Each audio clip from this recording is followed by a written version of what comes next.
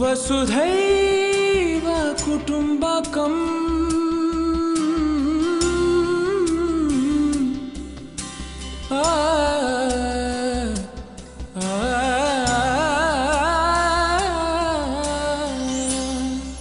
As far as I can see,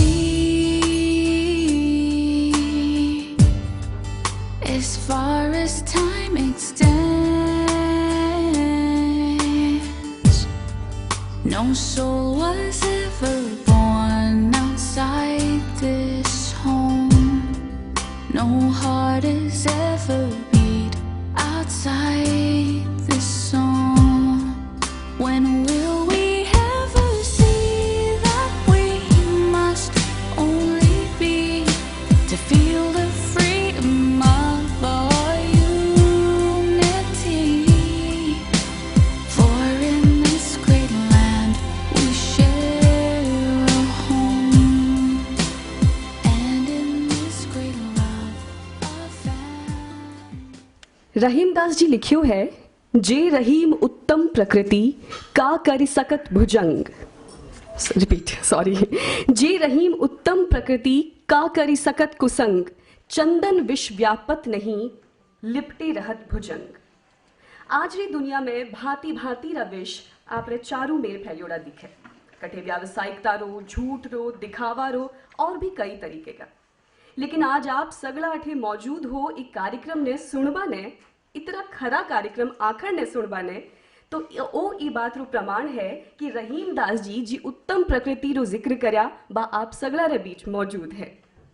आप रे भीतर बा उत्तम प्रकृति है, इलिए आप सगला बहुत बहुत बधाई रा पात्र हो, शुभकामना रा पात्र हो और स्वागत रा पात्र हो।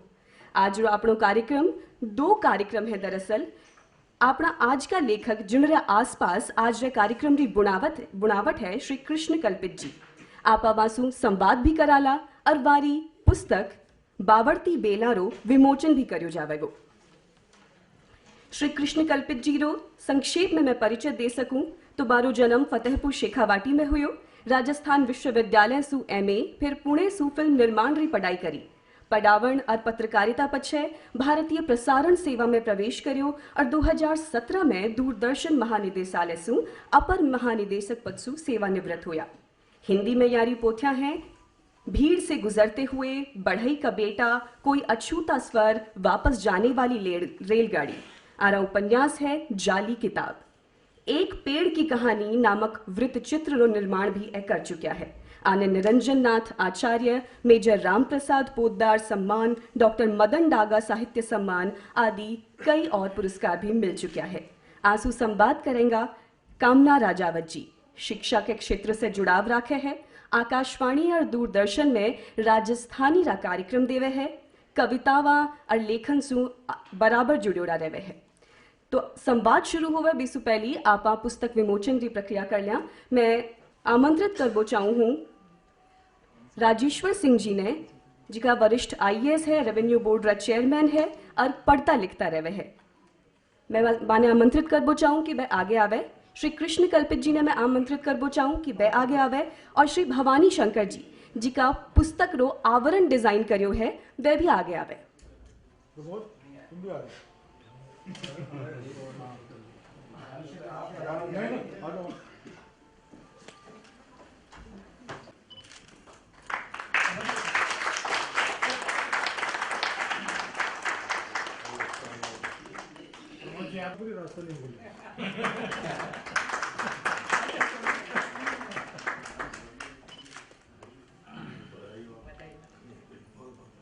बहुत बहुत धन्यवाद। और अब आप संवाद रो कार्यक्रम शुरू करा तो कृष्ण कल्पित जी से मैं निवेदन करूं कि वह मंच पर आप रो स्थान ग्रहण करें। सागई कामना राजावत जी, वासु भी निवेदन है कि वह आगे आवे और संवाद रो जो आप रो कार्यक्रम है वो शुरू करें। आवाज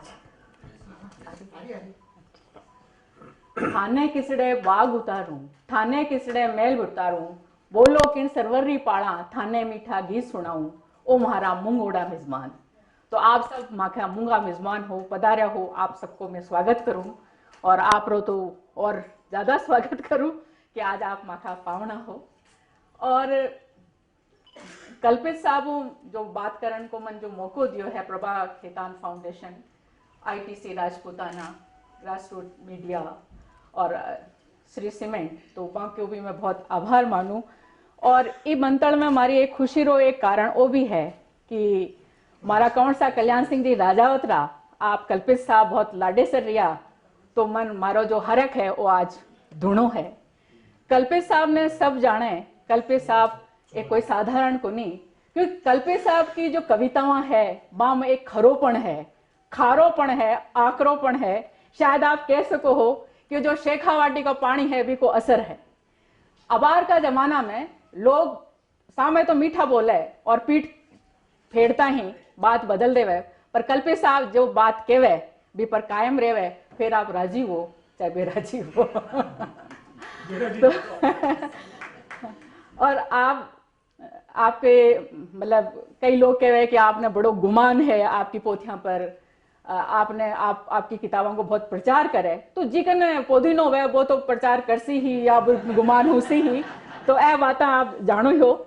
और दूसरी आपकी 12-13 पोथियां आपकी हिंदी में आ चुकी है, जिन प्रदक्षिणा परिचय में जिन बता भी चुका है कि आप फतेहपुर शेखावटी में जन्मया और सन 57 में जन्मया, तो क्रांतिकारी स्वभाव को होना ही हो। बगड़ में आपको जो वो पढ़ाई लिखाई या बालपणो बीत्यो और फिर जयपुर में भी शिक्षा दीक्षा और दूरदर्शन आकाशवाणी भी हूँ आप आप काम करया और भी हूँ रिटायर्ड हुआ। पर आपकी जो कि पोथियां है वह 12-13 पोथियां जो कि बहुत चर्चा में रही, भीड़ से गुजरते हुए 1980 में आई और 1990 में आई आपकी बड़ई का बेटा, और भी के बाद में 2003 में 2 पोथियां आई, एक नो सबद और छोटा पर्दा बड़ा पर्दा।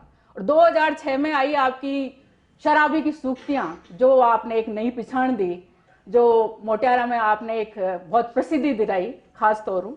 और भी के बाद में आपकी 2012 में आई ही कौन सी है बागे बेदिल जी को जको घणो हंगामो बरपायो, आप सब जानो भी के बारे में। और 2016 में आपको जो कविता रहस्य है बीहू भी कई बातें उठी, कई विरोध उठा, वे भी आप ज़्यादातर लोग परिचित हुला। और भी के बाद में आप 19 में आयो आपको हिंदनामा। हिंदनामा एक ऐसी पोथी जिन्हें पढ़ जी की 2-3 ओलियां पढ़ रही मारो मन करो कि काश आप पोथी राजस्थानी में होती तो हमारी राजस्थानी कितनी समृद्ध होती। इतनी मतलब इतनी जबरदस्त पुस्तक है। और भी के बाद में आप रेखते के बीज और कई लौटती रेलगाड़ी और जाली किताब, और अब आप जो आप आज बात करा बावड़ती बेड़ा, तो क्या आपकी जो कुछ लाइना है भी मैं शुरुआत करूं कि फूल हूं खिला हुआ हूं मैं, फूल हूं खिला हुआ हूं मैं, दीप हूं जला हुआ हूं मैं, चलन नहीं उसका वो सिक्का हूं मैं, राह में पड़ा हुआ हूं मैं, समुद्र मुझसे समुद्र आया है मिलने, उससे कह दो पिया हुआ हूं मैं।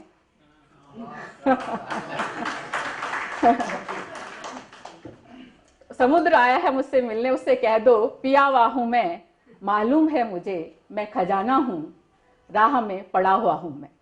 तो वो जो खजानो है, गड़ोड़ो खजानो है, पर कहाँ तक, पर कहाँ पर दबा हुआ वो जो खजानो है आज यूं आपा सब माला माल हो बड़ा। हाँ, क्योंकि आपकी जो बातें आसी या साहित्य की जो बातें आसी वह सुन से यूं पहली में आपकी जो मन जो पंक्तियां बहुत पसंद है या आपका परिचय में खुद ही बोलिया करे है, समझदार था, मूर्ख भी था, दीवाना भी था, अकिंचन भी था, आंसू आंख में आंसू, हृदय में आंसू, युगों युगों का दुख सिंचित था उसकी कही हुई बातों में, आखिर कम अर्थ अमित था, जाने भी दो यारों वह कवि कल्पित था। तो यह है कवि कल्पित आपने सामने। तो जान के मैं जाना आपको जन्म फतेहपुर शेखावाटी में हुई, पर आपको बालपणो बगड़ में बीत्यो। तो बगड़ो जुड़ोड़ी बाता बयान में आपका दादो साहब भी साहित्यकार हा, आपका माँ भी गीतकार हा, पिताजी चित्रकार हा, और बिन टेम वो जो मंचीय कवि सम्मेलन आपको टेम हुआ करतो, विमलेश जी विमल जियान का कवि भी हा बगड़ में, और आपकी पढ़ाई लिखाई बटे हुई, आपको जो और सर्जन को कुंपड़ भी है वो भी बटे फूटे हो। तो सगळी बातां जो मैं आप साझी करने जाऊँ। आप सबने राम राम नमस्कार। सबसे पहले तो मैं प्रभा खेतान फाउंडेशन राखर रो दिल से आभार व्यक्त करूं कि भाई प्रोग्राम में मैंने बुलायो। मारी जिया बतायो कि हिंदी की बहुत सारी किताबें प्रकाशित है, पर कविता राजस्थानी कविता की यह पहली किताब है जो अब प्रकाशित हुई है। जो किताब 25 साल में छपनी चाहिए ही वह 65 साल में छपर सामने आई है। इनको कई कारण है कि वो कोई गद्य भी राजस्थानी में हमारो बहुत लिखे है, रिपोर्टाज कहानियाँ। तो वह किताब भी मैं तैयार कर रहा हूँ, वह अगले साल तक राजस्थानी गद्य हमारी किताब आवेली। आप बगड़री बात पूछी तो मैं बताना चाहूँ कि मैं मूल रूप से रतनगढ़ रहने वाला। हाँ सर। रतनगढ़ विद्वानारी नगरी है। रत्ना की नगरी रतनगढ़। तो बैठाऊँ हमारा दादाजी महाराष्ट्र गया, हमारा परदादा जी, फिर हमारा दादाजी गांधी जी के सागे काम करो और कहना चाहे कि सेवाग्राम आश्रम को निर्माण हमारा दादाजी रो करवाया। अच्छा, बहुत बजाज साहब और बेसारो बेसारो। और हमारा दादाजी 7 बरस रहे सेवाग्राम में गांधी जी के साथ। पी के बाद गांधी जी बारो मोह भंग हो गयो और वह गांधी जी दूर आ गया और फिर वह आर्य समाज में चला गया। और फिर गांधी जी के खिलाफ वह कवितावां भी लिखी, धन्य हरे गांधी के चेलों खूब बनाया हिंदुस्तान। तो वो एक अलग प्रसंग है। हमारे पिताजी और हमारी जो शादी विवाह हो वो सेवाग्राम में ही हुयो, खादी रे कपड़ा में और उघाड़े मुंडे। तो बठे तो हो गयो, पर जब वे लाडनू आया, लाडनू मारो नानेरो है, तो पूरो लाडनू देखण ने मतलब उमड़ गयो कि भाई यो उघाड़े मुँह शादी होनो भी जमाने में, शेखावाटी में भी जमाने में। तो एक क्रांतिकारी मामलो हो। और हमारी माँ बताया करती कि लूम गया लोग आर देखण ने के भाई ओ काम किया हो, नयो काम वो सारी चीज़ें। तो बैठाऊँ फिर हमारा पिताजी जो है वे चित्रकार है और कलकत्ता में रहता, कॉमर्शियल चित्रकार है और बड़ी बड़ी कंपनियां का विज्ञापन और ये सब काम करता है, होर्डिंग वगैरह। पर हमारो बैठे तबीयत खराब होगी तो वे पाछा आ गया फतेहपुर शेखावाटी में हमारो जन्म हुआ। और मैं जब 1 बरस को हो जब फिर हमारा पिताजी बगड़ पिरामल स्कूल में टीचर बन के और बगड़ चला गया। तो मैं 1 बरस को हो जब मैं बगड़ आ गया। 1 बरस हूँ जब तक मैं जयपुर आयो हूँ, जब तक मैं बगड़ ही रहो। तो मारो जो विकास है, मारो जो बचपन है, मारो जो बालपणो है, मारो जो शुरुआती समय है वो बगड़ में बीतो। बिल्कुल। और बगड़ में हो कि हमारा पिताजी चित्रकार है और बहुत अच्छा चित्रकार है। तो बारी देखा देखी मैं भी चित्र बनाता शुरू में। और बटा कई चित्रकार है जो पिताजी के सीखना ना होता है, ये तो मैं सीखता सब, तो मैं भी करता और मैं भी ठीक ठाक चित्रकार बन गयो हो, या थोड़ा और काम करतो तो बन जातो। और लेकिन कहीं ठाक काई हुई कि मैं 7वीं में पढ़तो हो जब मैं कविता लिखनी शुरू करी। और कविता भी हिंदी और राजस्थानी दोनों भाषाओं में लिखनी शुरू करी। और वन फाइन मॉर्निंग हमारे कई मन में आयो कि मैं सारा हमारा रंग ढोल दिया और मैं सोच लियो कि अब मैंने कविता ही करनी है।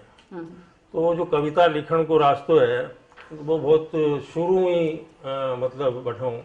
और बैठे हमारा एक बेली आप जानो भागीरथ सिंह भाग्य। और भी कई है, ये रामधारी जी पिलानी में थे, ये भी आते थे।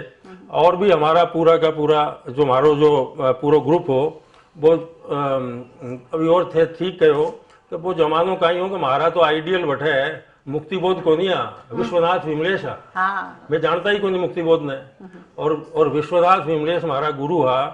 और बीए में गुरु आ झुंझुनू पढ़ने गयो मैं 11वीं तक बगड़ पढ़ियो और फिर मैं झुंझुनू चलो गयो झुंझुनू बीए करने तो बैठे माने विमलेश जी मिला और विमलेश जी को नाम हो बाबा दीना में और वह नीरज से भी ज्यादा पैसा लेता आपके जमाने में बिल्कुल और जो सुरेंद्र शर्मा है आजकल आड़ो और बाकी बूंदी नकल है एकदम विमलेश जी की नकल से पैदा हुआ है लोकेश जी जानते हैं सब जानते हैं मैं हिंदी में पूरी कहानी लिखी भी है कि क्या सुरेंद्र शर्मा ये एक फुहड़ अनुवाद है विमलेश जी रो विमलेश जी ग्रेट पोएट माने कहवा कि हास्य कवि आ तो बस रिड्यूस कर दियो थे हास्य कवि उनमें उनकी विमलेश जी की कविताओं में शेखावाटी क्षेत्र में जो भी परिवर्तन सामाजिक परिवर्तन होया रेलगाड़ी चाली आज़ादी आई वोट देने सब चाले बस सारा का सारा डॉक्यूमेंटेड है हमारी कविताओं में एक कविता है बीननी वोट देने चाली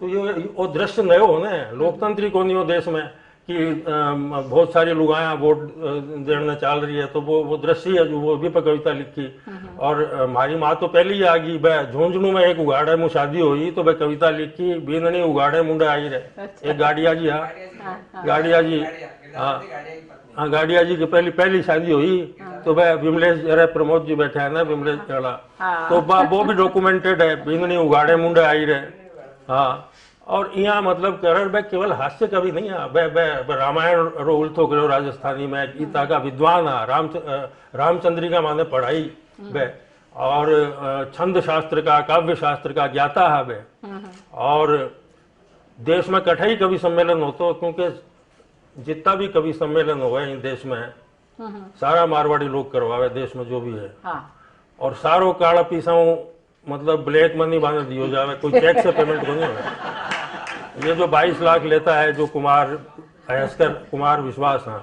22 लाख जो कहता है और सरकार ने भी दिए हैं राजस्थान सरकार भी दिया है 22 लाख रुपया है हाँ वो जो भी है तो सारा का सारा जो चाहे हैदराबाद में कवि सम्मेलन हो चाहे बम्बई में हो चाहे कलकत्ता में हो चाहे कठई हो वह सब मारवाड़ी करावे और बी जमाने में बस कवि सम्मेलन है बम्बई में तो टेलीफोन ही टेलीफोन विमलेश आ रहे है के विमलेश आ रहे है के विमलेश को नहीं आवे तो क्या को कवि सम्मेलन तो वो को ओरा हो तो मारो मतलब हमारी शुरुआत हुई बा धीरे धीरे पर बी कॉलेज में पढ़ता एक दिन आलोचना एक पत्रिका आती जो अभी भी छपे है वो धूमिल पे एक अंक निकाले पूरो को पूरो विशेषांक मैं फर्स्ट ईयर में पढ़तो सेकंड ईयर में पढ़तो तो वो अंक मारे हाथ लाग्यो तो वो जब मैं पढ़ो तो हमारी आंखें खुल गई कि भाई कविता आ भी कविता हो गए एक दूसरो ही रास्ता है कविता को एक नई दुनिया कविता में मैं देखी जब धूमिल में पढ़ो सारी चीजें और हमारो जो घर हो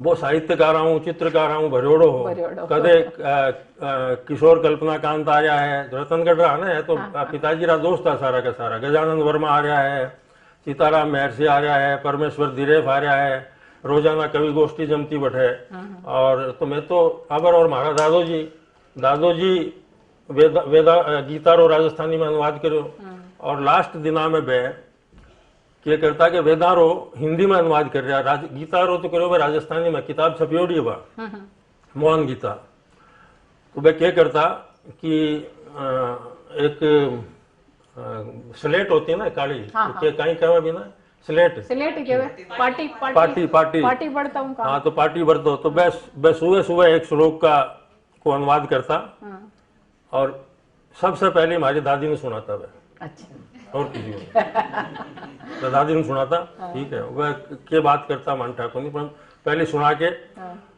बी के पच्छा भी स्लेट पर लिखता स्लेट पर लिख के बैठे टांग देता मतलब यहाँ मतलब नोटिस बोर्ड हाँ नोटिस जो भी यहाँ टांग देता अब दिन भर लोग आवे बेटे सूफी भी आवे पंडित भी आवे ये भी आवे जितना भी लोग आवे और एक बगड़ में ये दादूपंथी को वहां बड़ी मित्रता थी तो वह आके फिर सारा दिन भी बहस करता कि भाई यो संस्कृत को यो अनुवाद यहाँ है बिया है फला है ढिमका है मतलब सारा दिन भी एक पे सारा दिन बांगो संवाद होता और शाम के फिर वह फाइनल करता और फाइनल करके फिर पक्की शाही से लिखता पक्की शाही से लिखता और फिर वो तो यहाँ को माहौल हो तो सारी की सारा जो अपना ग्रंथ है रामायण महाभारत उपनिषद और कहीं कहीं मतलब वे सब हमारे घर मौजूद है। और मैं टाबर पढ़ने से ही बाद पढ़ने लग गयो, समझ में तो को नहीं आतो पर आदत पड़ गई मतलब कि वहाँ कुछ न कुछ मिल जाए कोई रहस्य की बात, तो वो पढ़ने की आदत लिखण की बात। और मैं पहली कविता जब लिखी तो वो अकाल डायरी से, अकाल डायरी से मतलब राजस्थानी में लिखी मैं। अकाल पढ़ियो 70-71 की बात है शायद, मैंने यहाँ लागे मैं कितो बरस को 15 साल को हो शायद, मैं हाँ जो भी है तो 15 साल को हो। तो बठे एक महाजन हो गांव को, तो वो सारा मतलब वो काला बाजारी शुरू कर दी।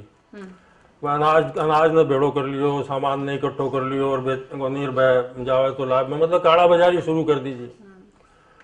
तो मैं अकाल डायरी से तो बी को नाम लेके सीधो नाम लिख करके कविता लिख दी। मतलब शुरुआत सुनो तो सही, शुरुआत ही होगी बात बताऊं ना अब भी। तो वो सीधो नाम लिख के, अब मैं नाम नहीं लूंगा वहाँ को, मैंने हमारा बहुत अच्छा संबंध है अब्बा से। तो बी को मैं हिंदी अनुवाद करो और राजस्थान पत्रिका ने भेज दी। मैं ये जगदीश जी बैठे यहाँ पर पत्रिका में तब आए नहीं थे, उसके बाद आए हैं जब वो कविता छपी थी, छोटा था ना। तो बैठा गोपाल जी पुरोहित था, मैं पत्रिका के वो संडे एडिशन देखता, तो श्री गोपाल जी। तो 2-4 दिन में ही वो संडे आयो और वह कविता संडे आड़े के ऊपर यहाँ कोने में जोरदार चित्र वित्र कोई स्केच बनो रहा, बहुत जोरदार छपका आ गई। छपके तो आ गई बा बी बाणिया ने बटा जार भड़का दियो लोग कि थारो नाम लियो है रियो है रियो है रियो है। तो वो थाने में पूछ गयो साहब पहली कविता में ही मतलब तो थाने में पूछ गयो, अच्छा चौकी खुली जब तक बगड़ में चौकी को नहीं झूंझ में हो थानो बगड़ में चौकी खुली और वह हमारे स्कूल के करने ही। तो मैं सब जाना हमारे पिताजी ने सब ने छोटो सो गाँव हो तो सब जाना है मतलब। तो वो रिपोर्ट लिखा के और वो पुलिस आड़ो घर आयो तो मतलब बुलायो, अरे बोलो कि क्या, अरे बोले कहीं की शिकायत कर रहे हो, तो टाबर है की शिकायत लाए हो तुम, तो क्या कर दियो हो? तो बड़ी मुश्किल से वो मामलो मतलब। तो मैं यो कहना चाहूँ कि हमारी तो पहली कविता में ही पुलिस केस हो तो बच्चों तो, और अभी तक भी बचा तो ही आ रहा हूँ मैं।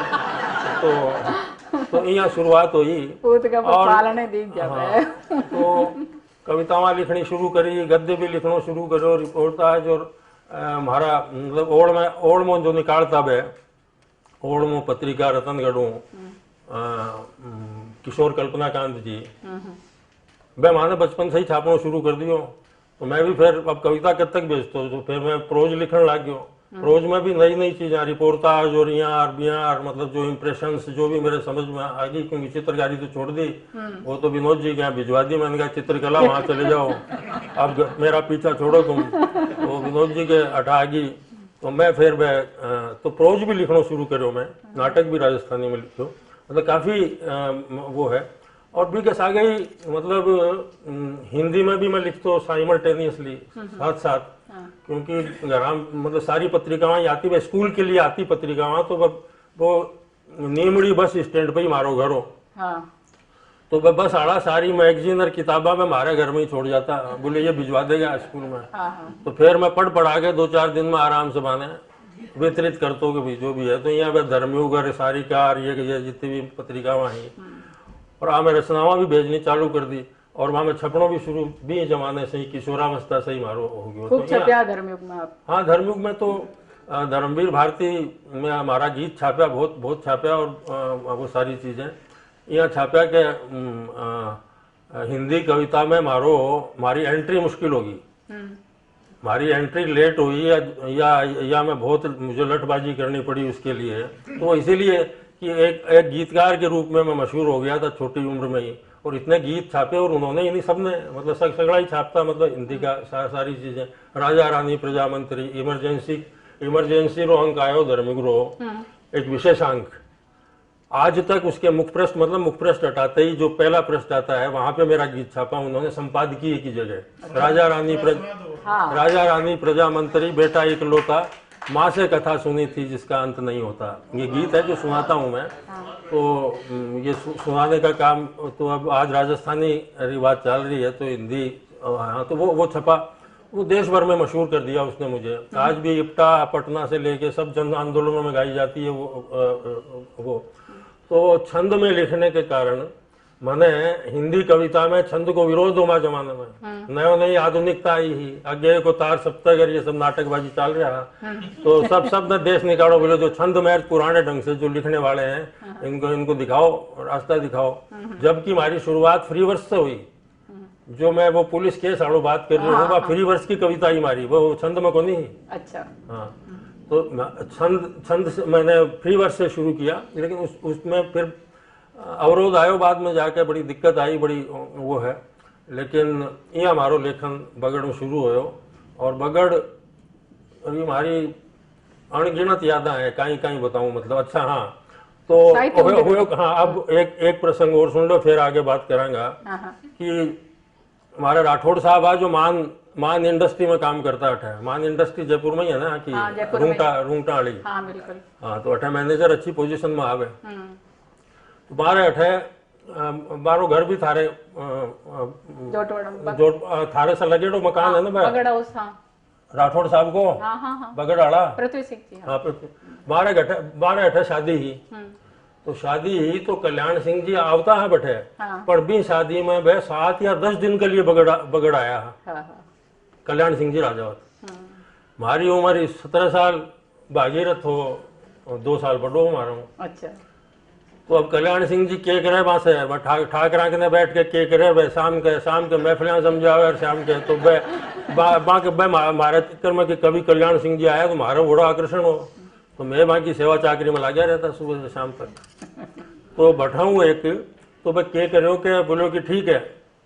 बाने भी शादी 7 या 10 दिन रुकिया वे बगड़। अच्छा। कल जी। और हमारी महफिल जमती, क्योंकि वहाँ का तो अलग नाचन आड़ी भी आती है, कई शादियां होती है ना ठाकरा की, सामंता की। बस अब चाल तो सारो नाटक बैठे। पर मारो तो संगत वहाँ के सागे ही रहे हो। बी के पछे बाने बम्बई जानो हो एक कवि सम्मेलन में। अच्छा। तो मैं जब बैठाऊँ जयपुर आया, तो माने भागी ने कह आया कि ई तारीख ने थे जयपुर स्टेशन पे मिल जा, जो मैं थाने बम्बई ले जा रहा हूँ। अच्छा। कवि सम्मेलन में बम्बई, सबसे पहली बम्बई यात्रा कल्याण सिंह जी राजावत कराई माने, और मैं बम्बई ले गया कोई कवि सम्मेलन में। मैं था 17-18 साल का, और भागीरथ सिंह भाग्य था 19 साल का। अच्छा, उतर के बम्बई स्टेशन पे मैं टेलीफोन करो भी आयोजका ने,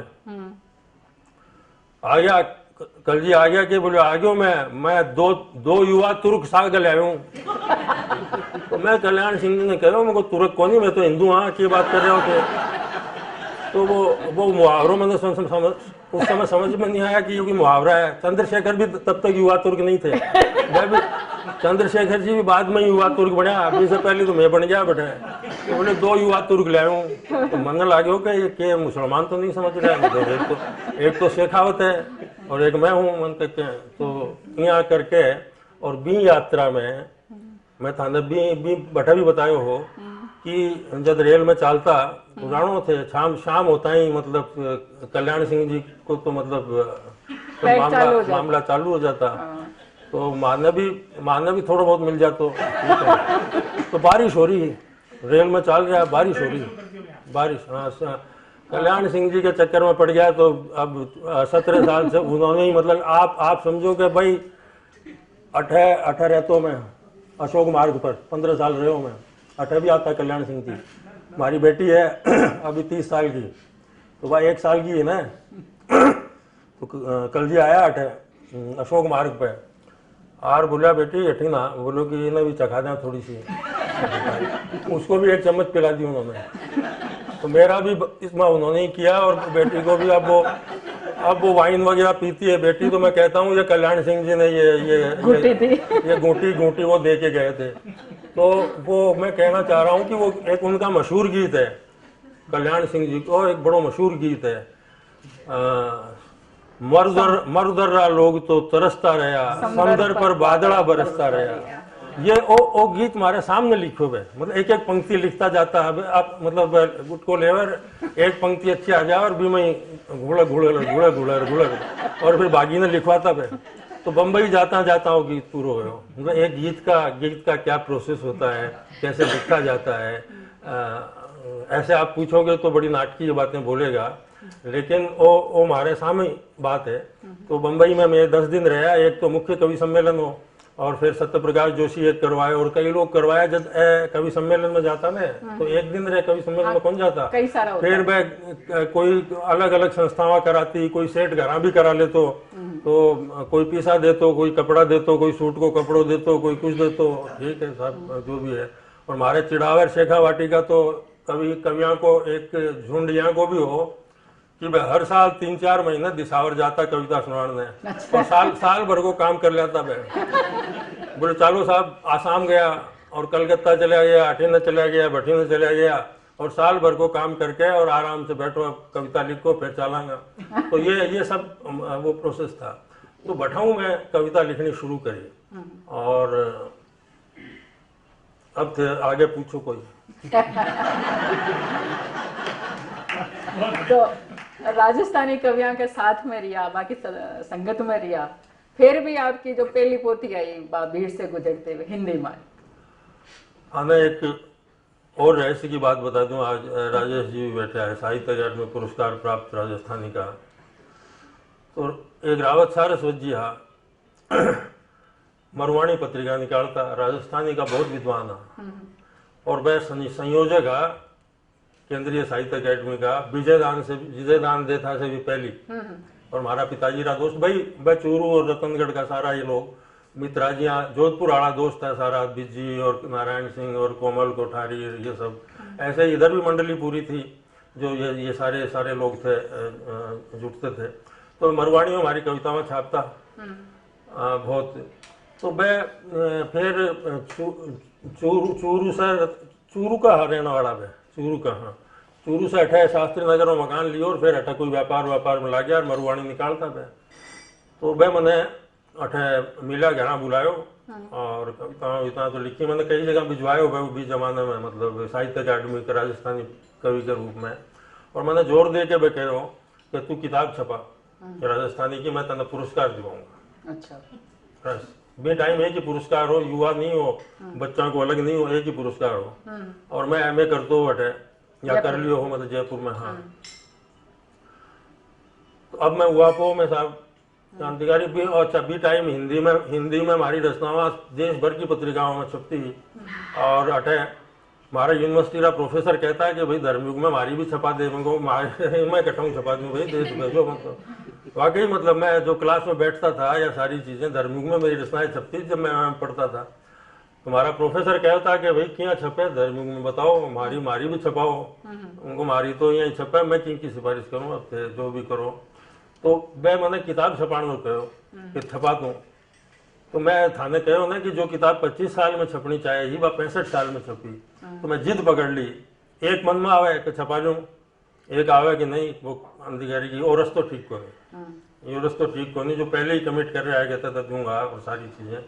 तो मैंने जिद करके फिर किताब छपाई को नहीं राजस्थानी की। मैंने कहा कि कवि को रास्तों को नहीं, कोई शॉर्ट रास्तों कवि को नहीं होना चाहिए। और मैं रिफ्यूज कर दियो। और अभी भी आ किताब दोस्ता के मतलब होता क्या है, मैं मेरी तो हिंदी में इतनी रचनाएं हैं, इतनी छपी है, हिंदी में थोड़ा बहुत जाना भी जाता हूँ मैं देश भर में, तो राजस्थानी। तो आ किताब छपाई के बहुत सालों लोग कह रहे आज यहाँ गद्य की रचनाओं भी छपाऊंगा। तो छपाता ही मतलब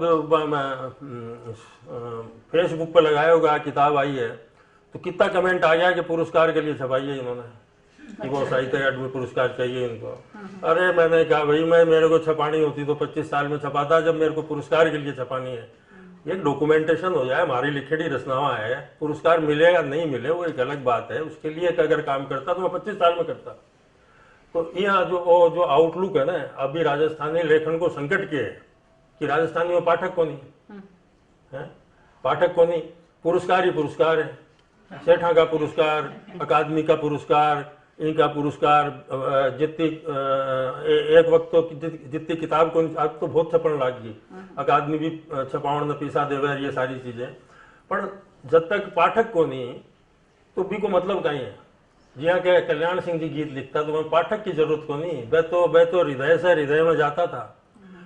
तो जो मेघराज मुकुल हा, दुर्गादान सिंह गोड़ हा, चंद्र सिंह जी हा, कल्याण सिंह जी राजावत हा, विमलेश जी हा, जो हाँ आका गीत लोगों ने जबानी याद है। कन्हैयालाल सेठिया जी का गीत कितना कि कुण जमीन रो धनी, एक सामाजिक चेतना, एक राजनीतिक क्रांति रो सूत्रपात करो, मतलब बी के बाद अठे जमीन और वो जो कुछ भी सामंताओं की जो जोतनी बोवनी जो जोता है भी को आंदोलन, हाँ जो आंदोलन हो, हाँ तो कवियों का ये था। लेकिन जो अब गद्य की किताबें हैं, हमारी चिंता कहीं है, चिंता है कि मान्यता की बात करो आप, बहुत अच्छी बात है, सभी भाषाओं को मान्यता मिलनी चाहिए। शमशेर हिंदी के महान कवि थे, वह कहता है कि संसार की सारी भाषाएं मेरी मातृभाषाएं हैं। तो और सरकार कौन होती है मान्यता, भाषा को मान्यता देने वाली? ये तो आप समझते हैं कि नौकरी मिल जाएगी, ये है, मैथिली को मिल गई तो क्या मैथिली में कहीं हो गया, कुछ ये है मिलनी चाहे। लेकिन मैं यह कहूँ कि जी भाषा में एक भी दैनिक अखबार नहीं, साहित्य के अलावा कोई किताबें नहीं, और दूसरे ज्ञान विज्ञान के बारे में कोई किताबें नहीं, लोगों की पढ़ने की आदत नहीं। अखबार गुजराती में चले जाओ, गुजरात में 50 गुजराती के दैनिक अखबार हैं, अठा एक भी अखबार को नहीं। तो जो अखबार ही को नहीं जी भाषा में एक दैनिक अखबार की मान्यता की बात ये कवि लोग, कबीर साहित्यकार 10-20 लोग करे, जनता तो करे को नहीं है? तो कवियों काम थोड़ी है तो जब तक जन आंदोलन नहीं बनेगा, जब तक नहीं होगा, जब तक आप अखबार नहीं निकालोगे। तारा प्रकाश जी राजस्थानी में कौन लिखता है, कितना प्यार करता मैंने, एक दिन बोला बायड़ा है सत्य प्रकाश जी, तो आई बात चाली राजस्थानी जी, तो आई वही पॉइंट हो, तो बोलो कि यार पुलिस जी कहना चाला बाद ने रिक्वेस्ट करना, आज से 40 साल पहले की बात है, 35 साल पहले की, वह वो काम कर सके। तो गया सब जाके चाय वाय प्याई माने भाई तो लाभ देखेगा ना, कोई आंदोलन करने का थोड़ी आया है पुलिस जी अंग्रेजी में अखबार निकाल लियो, बंद करना पड़ो, हिंदी में तो निकाला ही है। तो राजस्थानी में अखबार निकालना तो एक जोखिम का काम था ना, तो पुलिस जी उनकी नहीं था, मतलब लोगों ने प्रयास किया। तो मैं वो कहना चाहूँ कि जिस भाषा में एक दैनिक अखबार नहीं है, कोई साप्ताहिक अखबार नहीं है, लोगों को पढ़ने की आदत नहीं है, तो वो काम करना चाहिए पहले। और दूसरा जितना भी है वहाँ में किताबें होनी चाहिए सारी चीज़ें। तो सरकार को दोष देने से पहले, सरकार ने गाल निकालने से पहले आप अपनों घर ठीक करा कि राजस्थानी भाषा क्या होगी। और आज ये बैठे में जितनी भी राजस्थानी की कविताओं का, हिंदी की कविताओं का राजस्थानी अनुवाद जो जितना भी हो रहा है, चाहे वो साहित्य अकेडमी करवा रही है, चाहे वो व्यक्तिगत प्रयास से करवा रहे हैं लोग, वो पीसा धूल में गिर रहा है। क्योंकि अकाल में सारस किताब जो केदारनाथ सिंह की है, भी को अनुवाद करो हमारा कैलाश कबीर, काल में कुर्जा। अरे भाई काल में कुर्जा से पहले तो अकाल में सारस पढ़ेगा राजस्थान को आदमी पहले हिंदी पढ़ता है, उसके बाद ही वो राजस्थानी पढ़ने का अभ्यास नहीं है उसको। तो ये जो हिंदी से आप मलयालम से करो राजस्थानी में कोई दिक्कत नहीं, पंजाबी से करो, बंगाली से करो, हिंदी से राजस्थानी में मतलब पैसों की बर्बादी है, हमारा वो कहना है। क्योंकि राजस्थानी का कोई भी पाठक होगा वो पहले हिंदी का पाठक होगा। बिल्कुल। तो इस तरह से इसको तो बी के बाद चलते रहो, फिर धीमे धीमे राजस्थानी में लिखना कम होतो गयो हमारो, क्योंकि मैं अठे और पूरा हिंदी क्षेत्र से जुड़ी हो, बाहर रहो, बिहार रहो, नौकरी में बाहर रहो, कारण वो भी को नहीं हो। क्योंकि हिंदी अब कितनी भाषा में आदमी लिखेगा और सारी चीज़ें, लेकिन लिखना बंद को नहीं हो। और मैं बीच बीच में लिख तो रहे हो, चाहे मैं साल में एक कविता लिखूं राजस्थानी में, चाहे गद्य लिखूं या कोई मौके पे लिखना पड़ गयो, तो वो अभ्यास अभी तक वो रुक्यो को नहीं, धीमो पड़ गयो राजस्थानी में, पर रुक्यो को नहीं। तो हमारी पहली किताब अब छपी है। बिल्कुल सर। आपकी जो मैं पोथियां का नाम देखूं, बड़ई का बेटा, लौटती रेलगाड़ी या जाली किताब, हिंदनामा, मतलब एक न्यारी भांत का शीर्षक है। तो एक हटाऊं उपजे आपने या क्या रखो का है नाम आप थोड़ा शराबी सूखते हाँ शराबी की क्या मतलब बढ़ई का बेटा भीड़ से गुजरते हुए, हाँ, भीड़ से वो गुजर पहलो मारो संग्रह हो। हाँ। और जो राजस्थान साहित्य अकेडमी छाप्यो हो जब मैं एमए में पढ़तो हो, और मैं भेजो को नहीं हो राजस्थान साहित्य अकेडमी का सचिव हुआ कोई राजेंद्र शर्मा जी, वह मांगो मारे के ने। और राजस्थान जब मैं एमए में पढ़तो हो 80 में जदी छपियो हो भीड़ से गुजरते हुए। और भी में वह गीत था जो धर्मयुग में, रविवार में, कादम्बिनी में चारों तरफ मशहूर आ वे सब गीत इकट्ठा करके, तो भीड़ से गुजरते हुए तो यहाँ छप्यो। और बी के पीछे हमारी जो फ्री वर्ष की कविताएं हैं वह बढ़ई का बेटा के नाम से छप्यो। तो इनको नाम आत्मकथात्मक नाम समझ सको थे। और बढ़ई का बेटा नाम की दो तीन कविताएं भी है भी संग्रह में। और तो बढ़ई का बेटा छपा 1990 में हिंदी कविताओं की किताब। और भी के पीछे गैप है फिर थे कहीं जो बागे कोई अछूता शब्द। हाँ, अछूता तो शब्द। कोई अछूता शब्द मीरा पर सीरीज है हमारी कविता हमारी राजस्थानी में और लिखी है हिंदी अनुवाद। तो सत्यप्रकाश जोशी आयडो आयकर, सत्यप्रकाश जोशी राजस्थानी का महान कवि, बड़ा कवि मेरी दृष्टि में, मतलब नारायण सिंह भाटी, सत्यप्रकाश, आधुनिक चेतना का सिरमौर कवि, लश्कर थमजा है, फौजा ने पाछी मोड़ ली है। और नारायण सिंह भाटी उस जमाने में लिखते थे हैं, सुंदर थाने भूलिया कीकर पार पड़े हो, जिन कर जुलफ संवारी थारी उनकर पेच पड़े हो। कि जिन हाथों से तेरी जुल्फें सवारी है वे हाथ अब कांप रहे हैं। आ कविता ही वास्ते सुनाई कि हमारा भी अब हाथ कांपने लग गया धीरे धीरे।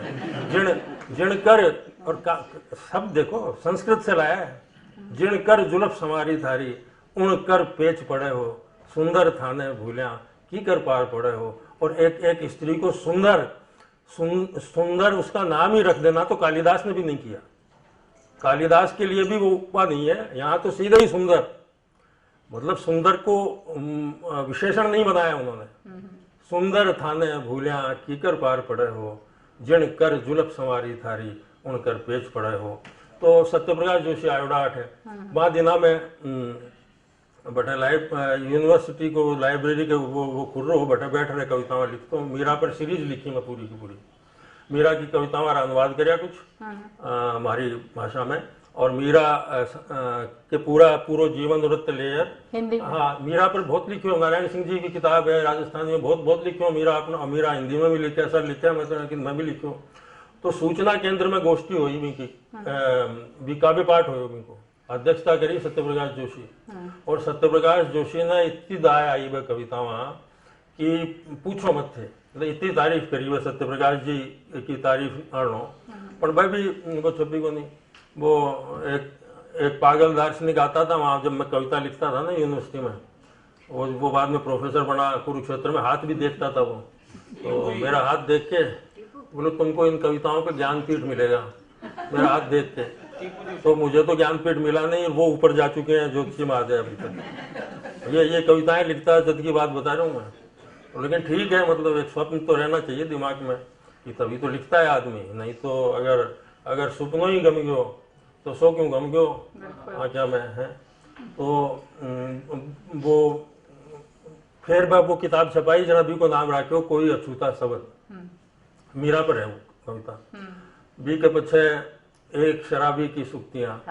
तो दुनिया भर में, मतलब खास तौर पर युवाओं के बीच आज भी, मतलब ऑनलाइन और इंटरनेट आज, मतलब पहले तो रात को सोने ही नहीं देते थे, और आजकल सप्ताह भर में एक फिर भी आ जाता है कभी विदेश से कहीं से, मतलब उसको पढ़ के मतलब उसकी तारीफ में लोगों ने कहा कि ये मधुशाला से उसकी तुलना की, और कहा कि ये फ्री वर्स में मधुशाला है। तो मैंने कहा आप तुलना ही गलत कर रहे हो। ये मैंने कहा कि वो मधुशाला के बारे में थी, ये शराबी के बारे में है। इतना तो फर्क आप जान लीजिए, एक शराबी की सुक्तियाँ। तो ये कविताएं इतनी लोकप्रिय हुई खासतौर से युवा वर्ग में और सारे देश भर में कि और ये मैं पटना में बैठ कर लिखी और एकदम मतलब ये सारी कृतियाँ जो लिखेड़ी हमारी अलग अलग। तो एक तो है कविता वालों कलेक्शन, कविता संग्रह। आप टाइम को एक कविता लिखो, भाई भेड़ी कर रहे जगह छपा दो, वो कविता संग्रह हो जाए। और एक हो है कि पूरी किताब आप जुनून के साथ लिखो। तो ये शराबी की सुक्तियाँ मैं वहाँ लिख रहा था पटना में, कृष्णा नगर में रहता था। भट्टा एक लेखक है मधुकर सिंह जी, आजकल तो वह रहे, उनके कहानीकार है। तो वह सुबह सुबह आ जाता, बरमूडा पहन के, बरमूडा इतना पहनता वह बूढ़ा, और आके तो वह बांधे पढ़ी, तो पढ़ के और बोलो कि मैं ले जा रहा हूँ। और वो कहाँ ले जा रहे हो? तो इस तरह से मतलब वो काफी मकबूल हुई, छपी वो, और सारी चीजें। तो एक शराबी की सुक्तियाँ की लाइना सुनानी चाहो तो आप?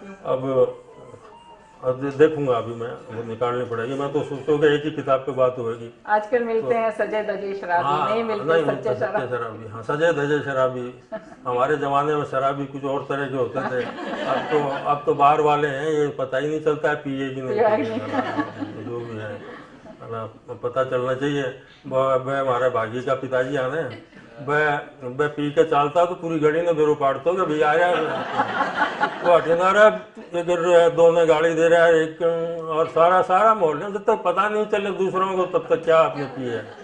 तो वो है कि हालांकि फिराक साहब ने लिखा है कि आए थे हंसते खेलते मैं खाने में फिराक, जब पी चुके शराब तो संजीदा हो गए। तो शराब संजीदा भी करती है, रोड़े भी करवाती है, गाड़ी भी दिलवाती है। जो आपके भीतर है, शराब अपने आप में कोई चीज नहीं है, आपके भीतर जो है उसी को वो थोड़ा सा उभार देता है। अगर आप कातिल हैं तो कत्ल जरा ढंग से करोगे, अगर आप कवि हैं तो कविता जो भी आपके भीतर है उसको उभार देती है। शराब अपने आप में कोई बुराई नहीं है कि वो बल्कि आपको उजागर कर देती है कि आपके भीतर कहीं है, वो एकदम साची बात सामने आ जाए। अब कल्याण सिंह जी तो गुनगुनाने लग जाता। और एक बार कहीं हो कि भाई कल्याण सिंह जी बताई मैंने कि वो शराब विरोधी सम्मेलन हमारे अठेठ ठाकर है साहब, आप तो मंडावा का हो, थारी को नहीं बात कर रहा हूँ। तो वह बहुत पीता, तो यहाँ पीता के मतलब ठेको उठ तो खाली बोतला को ठेको उठ तो वहाँ को उठाना, तो मैं 60, हाँ मतलब ट्रक आतो पूरा उठाना, मतलब और सारी चीजें। अचानक 60 बरस में या 55 बरस में उन्होंने छोड़ दी, और आपको पूरा जीवन में शराब विरोधी मतलब प्रचार में लगाया। तो हमारे जो पंक्ति आवे ना भी, मैं शराबी की सुक्तियाँ तो अलग अलग जगह से, देश भर से, कहाँ से मैं उठा के लाया हूँ कि जो मजा पीने में नहीं है वो नहीं पीने में है। तो उसके बाद वो जीवन भर में ठाकर साहब शराब के विरोध में पर्चा छपाता, मीटिंगा करता, और माधव सिंह जी के पास भी जाता कि अब तो छोड़ दो, क्यों बात कर रहे हो, सारी चीजें जो भी है। तो कल्याण सिंह ने कहा कि एक बार जोटवाड़ा में शराब विरोधी वो सम्मेलन हो कोई, और भाषण चल रहा, तो कल्याण सिंह जी ने भी बटा, सबसे बढ़िया भाषण कल्याण सिंह जी को शराब विरोधी। मेरे सामने तो ये सब चीजें हैं, क्योंकि जिस चीज को कम वक्त तूने छुई नहीं तो क्या तू जानता है।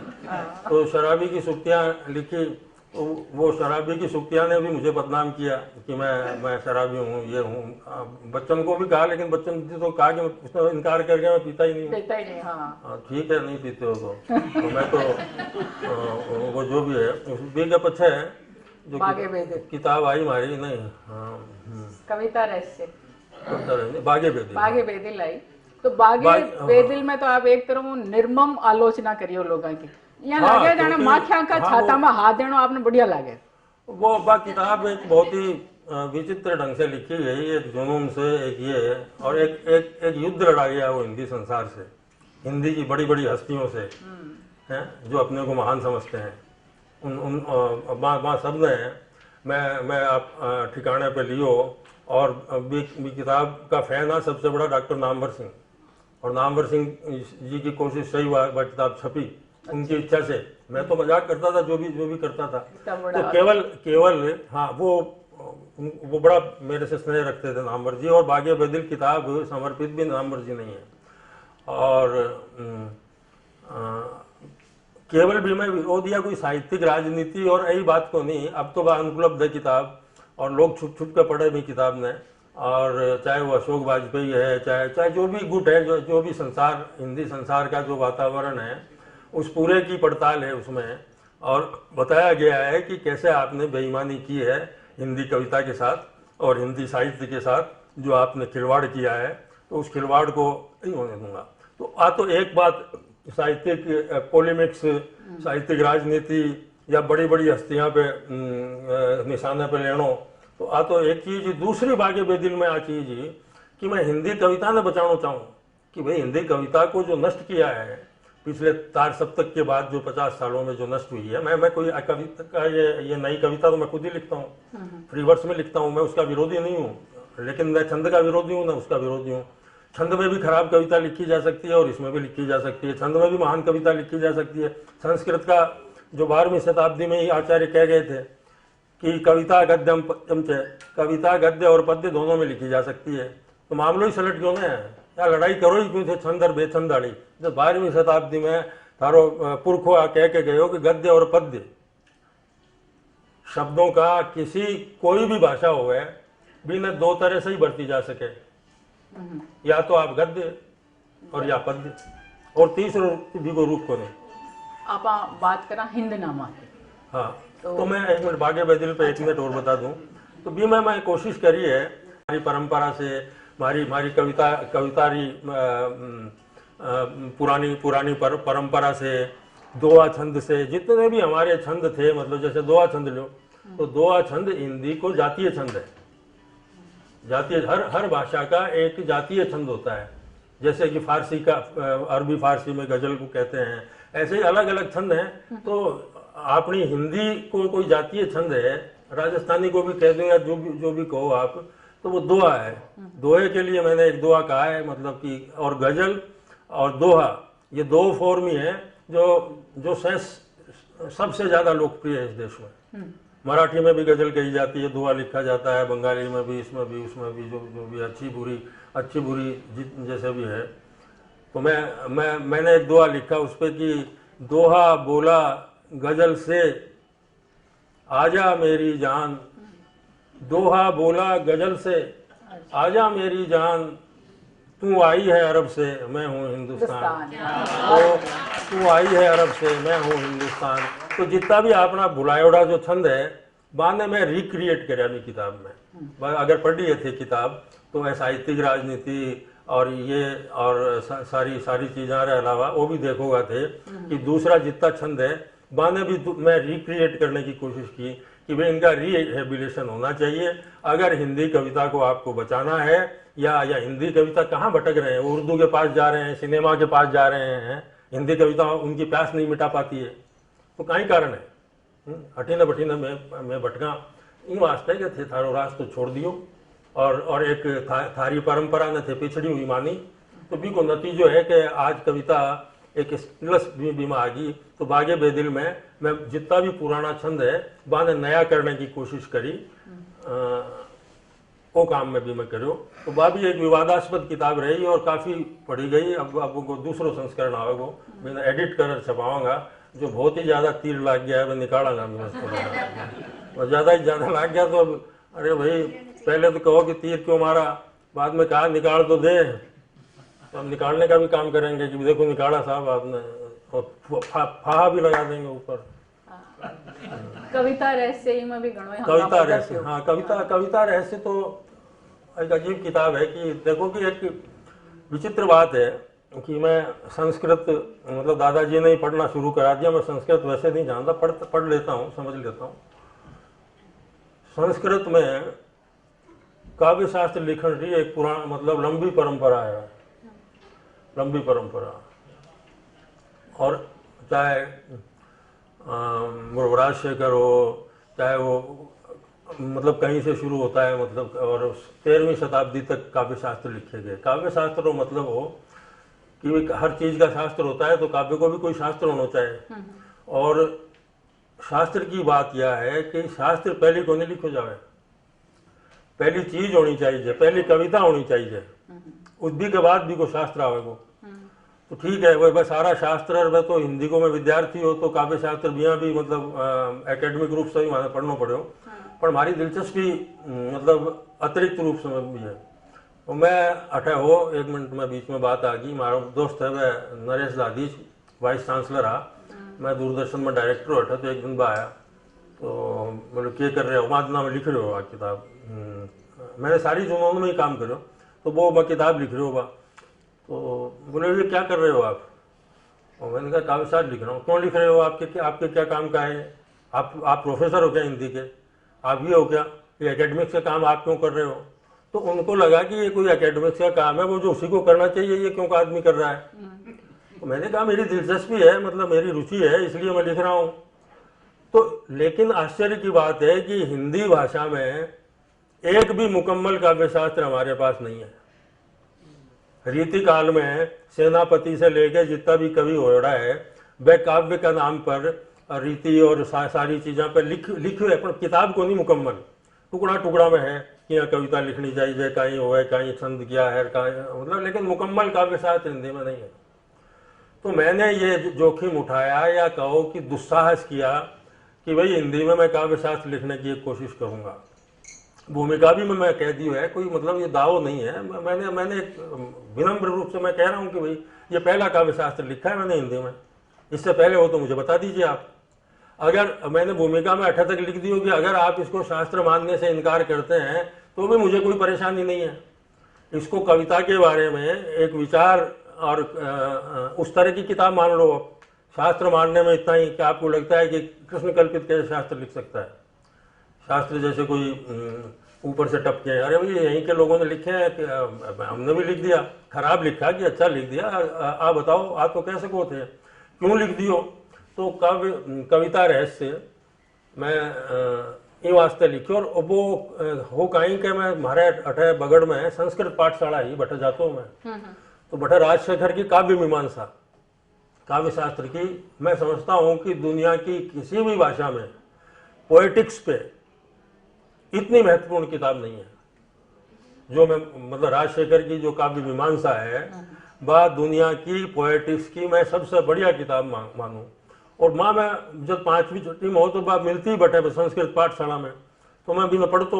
और बा इतनी दिलचस्प किताब, कभी मैं कहानियाँ भी ही कि काव्य पुरुष के पीछे चाली फिर में काव्य पुरुष, एक काव्य पुरुष है, एक कविता है, भी से शादी होगी, अवंतिका जारी है, तो भी मैं कहानी किस्सा यहाँ का भी चीज़ें हैं और आलोचना की। तो बचपन से ही मतलब मेरे मन में मतलब एक विचार हो कि किताब लिखे तो यार यहाँ की लिखनी चाहिए। अच्छा यहाँ भी हो के देखो एक मेरी नज़र यहाँ बात पर भी रहे भाई, 10वीं शताब्दी में जो किताब लिखेड़ी है वह आज भी मैं लेके चल रहे हैं और पढ़ रहे हैं। आखिर किताब बच्चे की हैं, 18 तो 10 साल ही को नहीं बचे। और फर्जी रूप से थे चला होगा तो कोर्स वोर्स में लगा के पुरस्कार दिला के और कोई गुटबाजी से तो 20 साल, इससे ज़्यादा किताब कौन चाले, नकली किताब असली किताब। तो मैंने लागो कि भाई किताब तो यहाँ की लिख है जब 1000 साल बाद कोई पढ़े सरो, आज की क्या किताब हुआ है। तो बात मेरे बचपन में ही थी। फिर मैं पटना में जब हो तो बातें चलती बैठक उठक में, तो अरुण यहाँ की बातें होती, तो अरुण कमल इंदिरा कविया तो बोलो कल्पित तुझे यार काव्य शास्त्र लिखना चाहिए। तो इतना रेफरेंस संस्कृत के और ये वो फना ढुमका, तो बात तो मन में यहाँ ही पण वो मैंने फिर गांठ मार दी, बैठा भी लिखो को नहीं। फिर मैं जयपुर हमारी पोस्टिंग है ना अठा दूरदर्शन में, जब लिखो मैंने 5 महीना लग गया, मतलब रात दिन और 1000 किताबें, तो वो किताब लिखी मैं।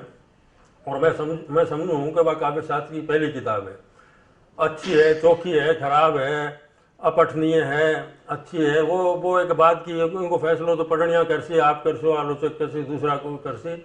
लेकिन मैंने एक प्रयास किया जिसको नोटिस लिया भी जा रहा है, जिसको दबाया भी जा रहा है। चौकी चीज हो है ना, तो सबसे पहले लोग भी पे कामड़ गिरे, ऊपर से क्यों और गिर दो, छुपा दो, सामने नहीं आनी चाहे, नजर लग जाए, आ जा, ये काम चलता है। तो तभी समझ लो कि ये निकलेगी सकोड़े की तरह से इसमें से निकलेगी किताब। तो किताब का बचना, कविता का बचना मेरे अध्ययन का विषय रहा है कि कोई कविता क्यों बचती है। कालिदास के समय कालिदास ही थोड़ी था, कई कालिदास लिख रहे होंगे, साला एक ही कालिदास क्यों बचा है। कभी पढ़ के देखो इस तरह से कि आखिर भर्तृहरि मेरा प्रिय कवि, जिसके कि 3 जो शतक हैं वो आज तक बचे हुए हैं, वो कालिदास से भी महान है। मैं तो उसको कालिदास से भी ऊंचा कवि मानता हूँ भर्तृहरि को। तो भी हिसाब से मैं वो लिखो है। अब वो काई बनो कि क्यों हो इनको फैसलो दुनिया करती, लेकिन मैंने हिंदी भाषा को काव्य शास्त्र लिख करके एक सौगात दी है, वो माने या न माने। आप मानो कि काव्य शास्त्र की पहली पोथी आपकी किताब है, और आप भी मानो आखिरी उपन्यास जाड़ी किताब है। तो जाड़ी का ही है भी बाबा बताओ पहले तो। हिंद नामा तो भूल गया ना फिर। हिंद नाम वो याद है मुझे। हाँ तो हिंद नामा पे बात करना ना, भी के बाद जाड़ी किताब। ठीक है तो हिंद नामा वो मतलब संस्मरण है, इतिहास है, कविता है, कहीं है नहीं। मैं तो मैंने कविता की किताब बताया है, लेकिन उसमें गद्य भी है, किस्सा भी है, कहानियां भी है, इतिहास भी है, जादू मंत्र भी है, कल्पना भी है, सब कुछ मिला जुला के मतलब एक दर्शन भी है। मतलब एक 5000 साल को जो हिंदुस्तान को जो एसेंस है, वह किताब है idea of India. Idea of India पे बहुत किताबें लिखी गई। राजेश्वर जी बैठे हैं, इतने विद्वान आदमी, इन्होंने पढ़ी होगी। डिस्कवरी ऑफ इंडिया, नायपाल की थी डार्कनेस, BS नायपाल की किताब area of darkness, Amartya Sen की किताब है। आइडिया ऑफ इंडिया पे जो जितनी भी किताबें 50 किताबें लिखी गई हैं, चाहे वो हिंद स्वराज है। तो बेसिकली आइडिया ऑफ इंडिया पे किताब है। कोई पूछता है ना मेरे को इंटरव्यू में कि भाई ये क्या किताब है, तो मैं उनको समझाने के लिए कहता हूँ कि ये discovery of India in poetry, जिससे उनके समझ में आए बात की क्या है ये। तो जब अच्छा डिस्कवरी ऑफ इंडिया 400 पन्ना की किताब है, नेहरू की किताब है, जेल में लिखी है, यहाँ अगर जेल में लिखी है, और दुनिया की मतलब 100 महत्वपूर्ण किताबों में बी की गणना हुए, और जो हटेगा नेता कहे कि सोनिया की रसोई राजस्थान सरकार चला रही है। बाद में मैं बता दूं कि डिस्कवरी ऑफ इंडिया की इतनी रॉयल्टी मिलती है कि ये चार पीढ़ियां तक खा सकते हैं, इतनी इसकी रॉयल्टी मिलती है। अब फ्री हुई कि नहीं पता नहीं, अभी फ्री नहीं हुई है शायद, कितना 75 साल बाद हुआ ना। तो वो किताब थी। तो वो भी किताब के बारे में मैं दिल्ली में लिखना शुरू करूँ, और वो भी पागलपन में ही लिखी हूँ। मतलब 3 साल तक लिखता गया। मतलब आधो एडिटेड हिस्सा है, दूसरो अब ऐसे कह रहे दूसरा हिस्सा दो, तो दूसरा हिस्सा तैयार है, लेकिन ऐसे नहीं देना चाहता मैं, उस भी पर और काम कर रहा हूँ थोड़ा। तो अब 300 पन्नों की किताब में 5000 साल को हिंदुस्तान क्या समावे बोलो आप। बिल्कुल तो एसेंस ही लानो पड़सी था ने। कल ही किसी ने मुझे विलियम डेरेम्पियल, माधव सिंह जी विलियम, उसकी जो किताबें हैं जिस ढंग से लास्ट मुगल और जितने दस्तावेज उन्होंने अध्ययन किए। एक विदेशी आदमी आता है आपकी धरती पे, विदेशी राइटर, राष्ट्रीय अभिलेखागार में भी 15 साल दिल्ली रहा, 2 बार गया मैं, ऐसा मूर्ख हूँ, केवल तीसरी बार नहीं गया मैं, जबकि इतना खजाना पड़ा हुआ है वहाँ पे। लेकिन वो सब डॉक्यूमेंट फारसी में है, उर्दू में है, इसमें है, उसमें है, संस्कृत में है, ये है। तो एक विदेशी आदमी आता है, और आदमी पहले फारसी जानने वाले को हायर करता है, ये करता है, और उन डॉक्यूमेंट्स को पड़ताल करके जो किताबें उन्होंने लिखी है। उन्होंने कहा कि हिंदनामा में वो विलियम डेरेम्पियल की का सा मसला है। मैंने कहा कि वो हिस्ट्री की तरह डील करता है, और मैं वहाँ पोएट्री की तरह डील करता हूँ, फ़र्क ये है। तो हो कहीं कि मैं पढ़ो एक बार कि एक जिप्सी है ना दुनिया में, जो जिप्सी भारत में ही गहरा सारा का सारा। तो जब आ किताब छपी डिस्कवरी ऑफ इंडिया, कब छपी या आज़ादी के बाद या आज़ादी के आसपास या पहली छपेड़ी है। तो वो एक जिप्सी को बयान में पढ़ो कटे किताब में। तो जिप्सी तो पूरी दुनिया में फैल गया आजकल, और वो सारी चीज़ें। तो एक जिप्सी कहीं अफ्रीका में रहता था, उसको पता चला कि हिंदुस्तान के बारे में नेहरू जी एक किताब लिखी है। तो बाद जमाने में अमेजन और इतिहाको नहीं, तो वो कहो कि मैं साहब फ्लाइट को टिकट बुक करा के लंदन गयो, और वह किताब खरीदी, और मैं पूरी किताब पढ़ी हो। हमारे बारे में एक शब्द तक नहीं, और मेरी आंखों में आंसू आ गया।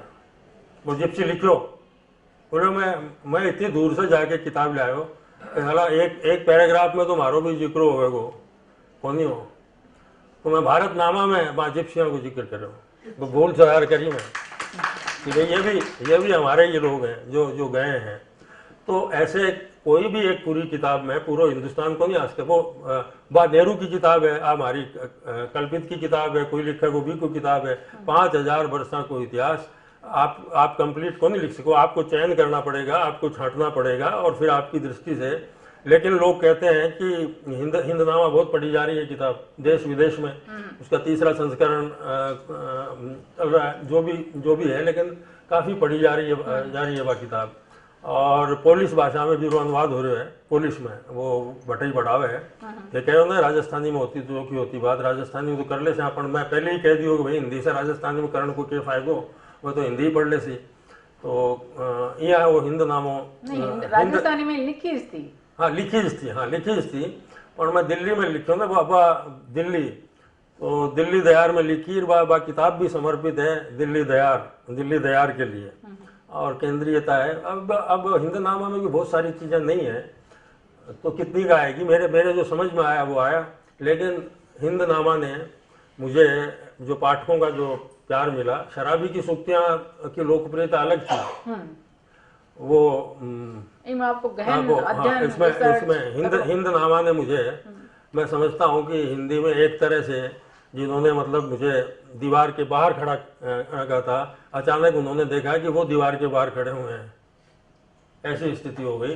तो वो लिखवाने वाला है, किसी ने लिखवाई, और मैं ऑफिस में काम करता था तब, देखिए आप, और वो ऊपर से कह रहे हैं कि नोट लिख के लाओ। और मैंने कहा क्या नोट लिख के लाओ, जरा 5 मिनट रुको, मैं आ रहा हूँ, मैं किताब पढ़ रहा अपने चैम्बर में, ये कर रहा हूँ, वो रेफरेंस, एक भी चीज़ गलत नहीं जानी चाहिए, 10-10 किताब एक रेफरेंस के लिए इतिहास है, आप डील कर रहे हो जिससे, आप ऐसे नहीं है कि जो व्हाट्सएप से पढ़ के लिख दो, एक चीज़ पकड़ने वाले हैं, पकड़ने वाले चीज़ नहीं आपका गला पकड़ लें, सारी चीज़ें। एक जैन मुनि मेरे पीछे पड़ गए, अभी भी पड़े हुए हैं वो।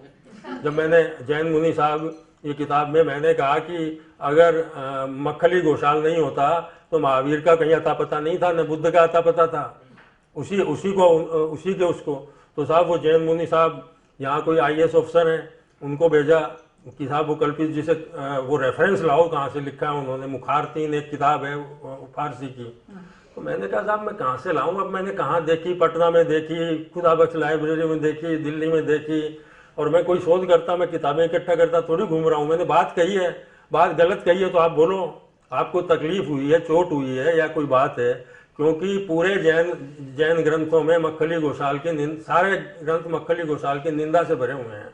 मक्खली घोषाल और महावीर, मक्खली घोषाल बुद्ध और महावीर से सीनियर थे और इनसे ज़्यादा लोकप्रिय थे अपने वक्त में, क्योंकि वो कुमार का बेटा था बेचारा, और उसकी फॉलोइंग बहुत थी वहाँ पे, और तो उनमें वो चला, और वो सारी चीज़ें। तो इस तरह से भी मतलब हिंदनामा को पढ़ा गया अभी भी।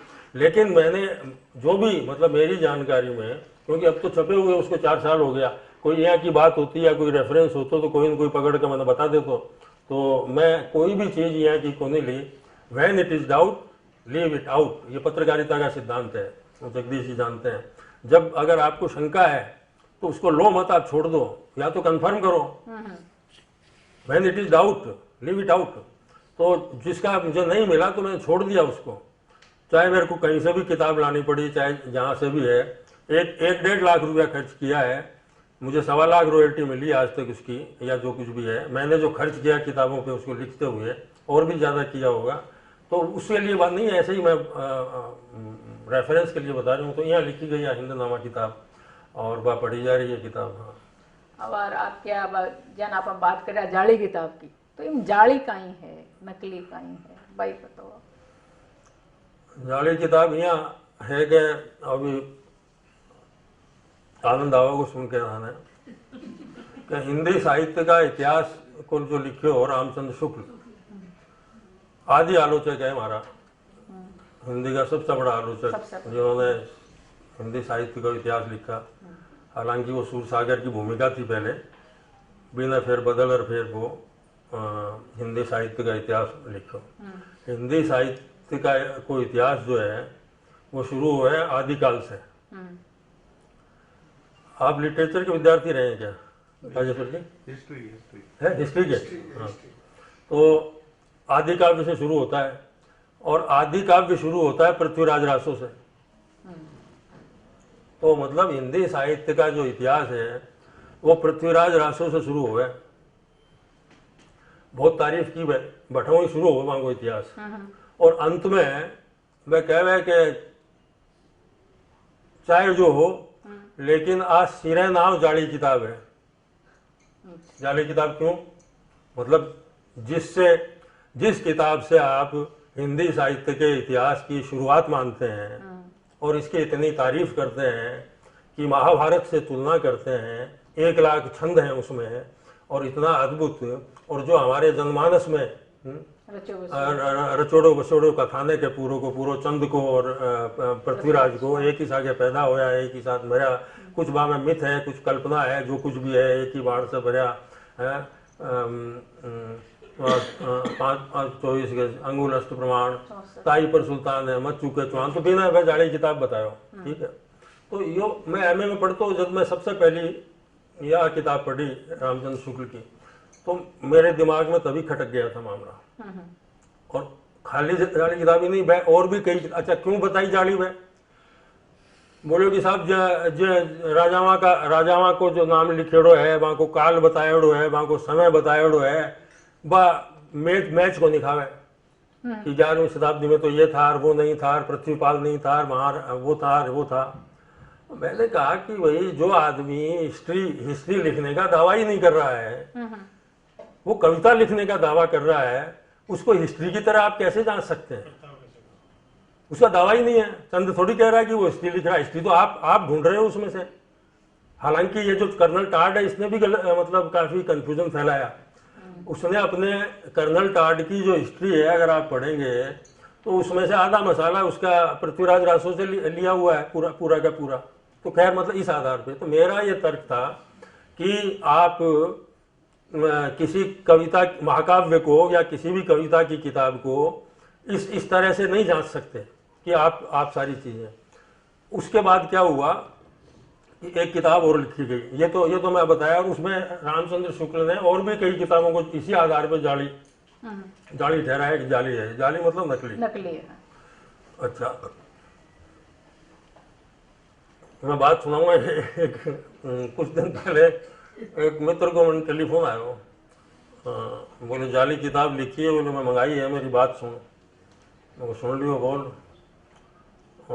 बोलो कि आपने ब्यावर है ना, तो बटा है कि व्यापारी हो, वो इतनी जालसाजी करी भी गांव वाला ना भी को जाली रख दियो, ये जाली अशोक, तो अशोक या कुछ भी है, इतनी जालसाजी करी वो।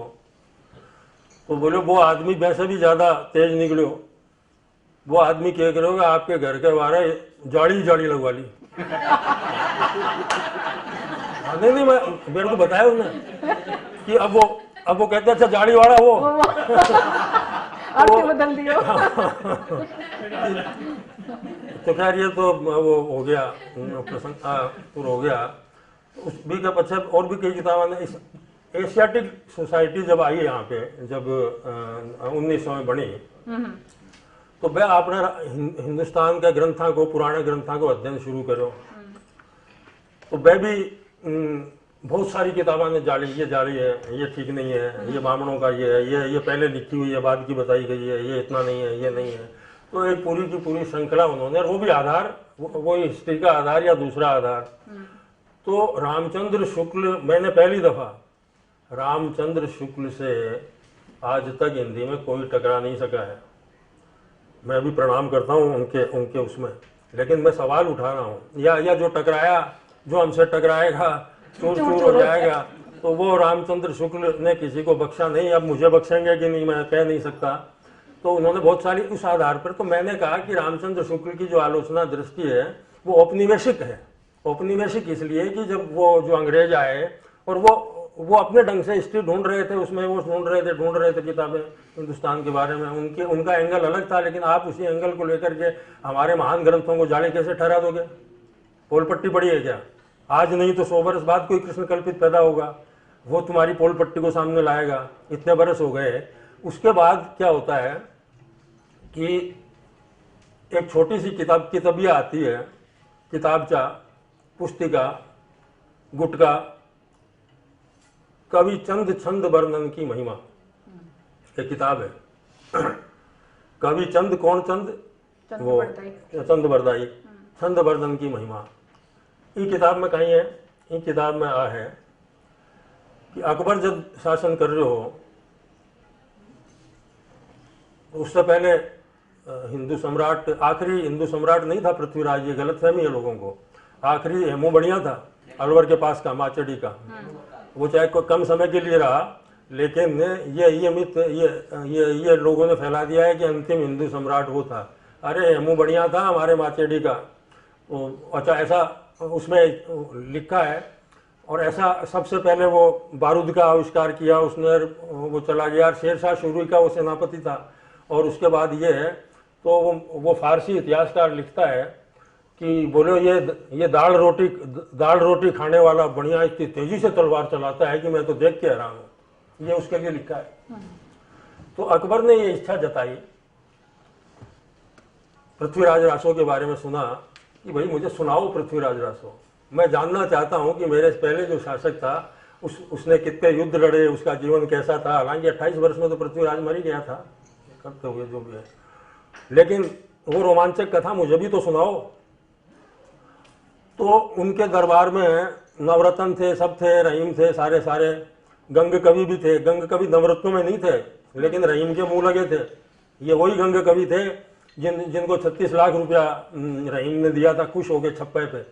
ये वही गंग कवि है जिसको कि कुचलवा दिया गया बाद में, हाथी के नीचे कुचलवा दियो गयो। तो गंग कवि कहे अकबर ने कि सुना तो देशू में, हमारे कहना है ओरिजिनल प्रति।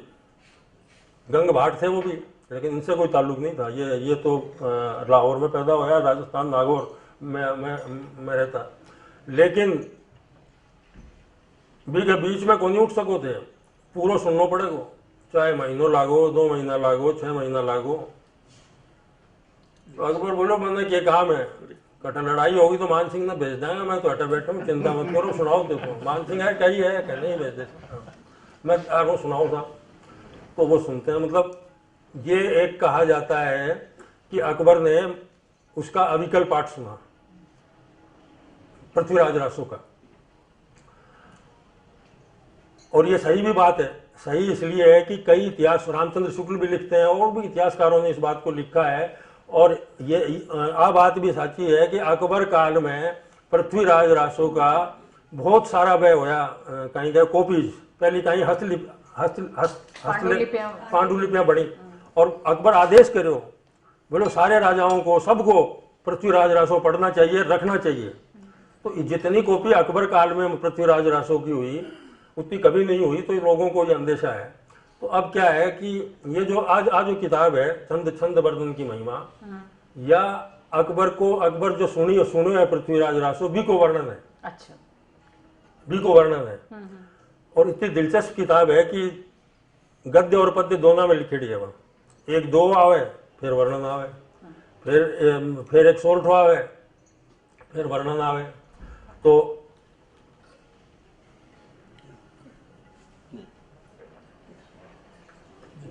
किताब इतनी दिलचस्प है, वहाँ मैं पढ़ी, हैरान रह गया मैं। अब वो कहानी सुने अकबर। अच्छा, जब पाठ पूरा हो गया भी को, हमारी राजस्थानी समझ में आ रही है ना सबने। तो एक आध कोई गलत आदमी नहीं फंस गयो। नहीं तो हिंदी में बोलूं, नहीं राजस्थानी में बोल। हाँ, बढ़िया लग रही है। हाँ, तो ये कह रहे हो मैं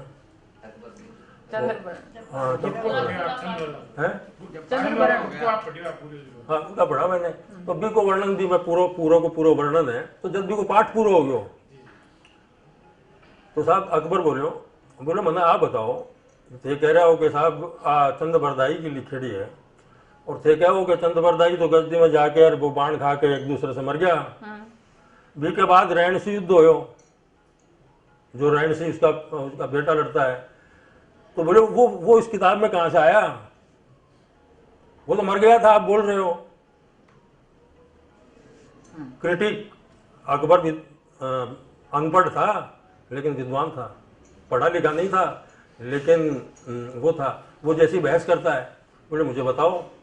तो साहब उनके दरबार में उस किताब में लिखा है कि उसमें जयपुर के भी थे, नागौर के भी थे, जोधपुर के भी थे, उड़ीसा के भी थे, इलाहाबाद के भी राजा, रजवाड़े, सामंत, खानजादे और ये सब इकट्ठा थे। तो किसी ने कहा कि नहीं, जयपुर वालों ने सबसे पहले कहा कि ये साहब चंद बरदाई का ही लिखा हुआ है ये, और जोर दिया कि ये उन्हीं के नाम से वो है। तो अकबर ने कहा कि तुम पागल हुआ है क्या। लोगों को लगा कि अब अकबर क्या करेगा, अकबर का विरोध कर रहा है ये सारी चीजें। तो अकबर ने कहा कि तू पागल हो गया यार, कि जो पहले ही मर गया वो आगे का वर्णन कैसे करेगा। तब फिर किसी ने कहा कि वो कवि था जो आगामी आगम को देख लेता था, उन पर सरस्वती विराजमान थी, वो जब लिखते थे तो जड़ते जाते थे, और वो भविष्य भी देख लेता है। एक साहित्यकार को भविष्य दृष्टा कहा जाता है, तो क्यों कहा जाता है। तो फिर इलाहाबाद वाले ने एक कहानी सुनाई कि हाँ मैंने भी सुना है, मेरे को एक साधु मिला था, उसने ऐसा बताया। तो इस तरह की उसके बाद वो साहित्यिक बहस में बदल जाती है वो किताब। Very interesting. अच्छा, उसमें सब अकबर के सामने बोलने से कतरा रहे थे, लेकिन अकबर ने छूट दी कि बोलो, अपना अपना विचार व्यक्त करो, मैंने बताओ क्या या हो क्या सके है। तो सब आपका विचार व्यक्त करे, जब थोड़ो से दियो तो सब आपका विचार व्यक्त करे, और वह करके और वो चाले, और लास्ट में फैसलो करो कि अकबर कहो कि साहब मैं मान गया, ये चंद का ही लिखा हुआ है पूरा का पूरा, और किसी ने कुछ नहीं किया है, जो कुछ भी है ये किताब है। ये जो किताब है, दिलचस्प किताब, इस किताब को एशियाटिक लाइब्रेरी ने इस किताब को भी जाली ठहरा दिया, मतलब ओरिजिनल जाली। और उस किताब की महिमा वर्णन करने वाली जो किताब है उसको भी जाली ठहरा दिया। जाली ठहराया किताब ये गंग ने लिखी, गंग के नाम से प्रसिद्ध है वो, लेकिन गंग तो खुद ही सुना रहे थे, तो वो सारी चीजें तो ये चलता, उसको भी जाली ठहरा दिया।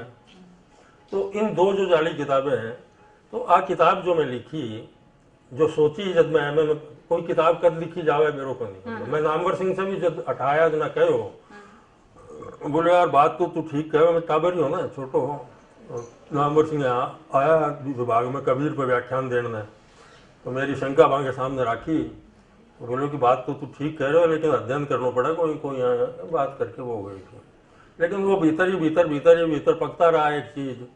तो मैंने इन दोनों किताबों, जो जाली हमारी जो महत्वपूर्ण किताबें हैं, जो जाली ठहराया जिन लोगों ने, उससे मुक्त कराने के लिए मुकदमा लड़ा मैंने, और पूरी किताब में ये साबित करने की कोशिश की है कि दोनों ओरिजिनल, ये जो ठप्पा है। और मैंने कहा कि ये कितनी खराब बात है, कितनी शर्मनाक बात है कि जिस हिंदी कविता की शुरुआत जिस ग्रंथ से होती है, और उस एशियाटिक लाइब्रेरी ने उसको जाली ठहराते हुए ये कहा कि ये पहला नमूना है हिंदी गद्य का, द फर्स्ट, मतलब उसको कहा कि हिंदी गद्य जो आज हम लिख रहे हैं उसकी पहली किताब मानी उन्होंने, लेकिन जाली माने कि जाली है लेकिन ये पहली है।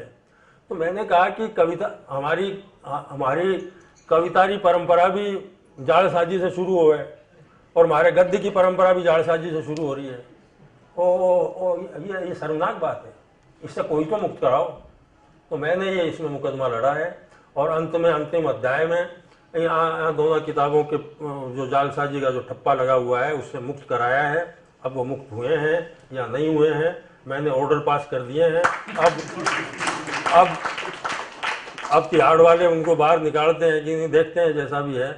लेकिन ये उपन्यास, लोग सही कह रहे हैं कि ये उपन्यास कैसे हुआ, उपन्यास किया हो तो आलोचना की किताब है। मैंने कहा कि ठीक कह रहे हो आप, आलोचना कोई काम है हो, पर इतनी रोमांचक है वह किताब, इतनी दिलचस्प है, इतनी रोचक है कि मैंने कहा कि उपन्यास, आजकल तो किसी को कुछ भी कह देते हैं, तो हमने भी उपन्यास कह दिया उसको। लेकिन उपन्यास आपको अगर मजा नहीं आए तो मैं पैसे वापस कर दूंगा आपको, और तो क्या कह सकता हूँ। तो जिसमें रोचकता हो, रोमांच हो, जिसको पढ़ने का वो आनंद हो, वही उपन्यास है, और है क्या। और उपन्यास अब कौन रह गया, 500-500 पन्ना का, 600 1,500 पन्ना का, वह रूस में लिखा जाता। अभी टाइम केवल मनोरंजन को साधन केवल पत्र पत्रिकावां ही जो दोपहर में पढ़ता और मैं लिखता इतना। अब नयो जमानो आ गयो है, अब नियो नावल आ गया है, वो छोटे छोटे और ये सोशल मीडिया जो हैबिट्स बदल रही है, दुनिया बदल रही है, तो साहित्य भी बदल रहा है। साहित्य की मूल संवेदना नहीं बदलेगी, उसका स्वरूप बदल सकता है, उसका वो बदल सकता है। तो यहाँ आज वाली किताब में लिखी जो काफी पढ़ी जा रही है, अभी छपी है ये। आपकी सब किताबें घनी पढ़ी जाए क्योंकि बहुत रोचक चीजें हुई भी। हाँ, मतलब अलग अलग है, कोई भी किताब से रिलेट को नहीं कर सको के सारी चीजें, क्योंकि जितनी भी किताबें हैं केवल वो रेखते के बीज और अन्य कविता है, वो मारो कविता संग्रह है। जी हाँ, वो कविता संग्रह है बावर्ती बेड़ा। तो बाकी जो है, बाकी मैं किताब के रूप में ही पूरा परिकल्पित करूँ हमारे दिमाग में। मैं यहाँ टुकड़ा टुकड़ा में हिंद नामो, तो हिंद नामा एक सागे लिखेड़ो है, मतलब कि वो ऐसा नहीं है कि कविताएं है इकट्ठा करके छाप दी। हिंद नामा मतलब एक शराबी की सुक्तियां तो पूरी किताब, ऐसे ही कविता रहस्य तो पूरी किताब, तो ऐसे ही और ये गद्य की उपन्यास की जाली किताब। तो यू कांट रिलेट मेरी एक किताब को दूसरी किताब से आप उस तरह से रिलेट नहीं कर सकते। चौखी बात है कि बुरी बात है, मान ठा को नहीं, माने बेरो को नहीं, हमारे बगड़ में बेरो बोले, हमारे नानेरे में ठा बोले, और लाडनू मारो नानेरो हो, तो लाडनू और नागौर में सबसे मीठी राजस्थानी भाषा बोली जावे। तो भी कोई मारे पे थोड़ो थोड़ो असर है ज़्यादा। बाकी तो शेखावाटी बगड़ डाणी सुन लो तो हरियाणवी खड़ी बोली जा आवे, लट लागे पूरी तरह। तो थोड़ा बहुत मिठास अगर हमारी जबान में है तो वो लाडनू के कारण है, हमारी माँ के कारण। आपकी राजस्थानी बहुत मीठी है और आपको जो लिखण को तरीको है सीख वाली बहुत सारी बातें हैं कि जुनून के साथ लिखना चाहिए, एक पोथी ने सागे लिखनी चाहिए, टुकड़ा नहीं लिखनी चाहिए। अब आप बात करें आज बावर्ती बेड़े, तो आप बावर्ती बेड़ा एक तो बरसा बाद में आई है, तो मैं वो माना कि आप पाछा बावड़ गया राजस्थानी का नहीं।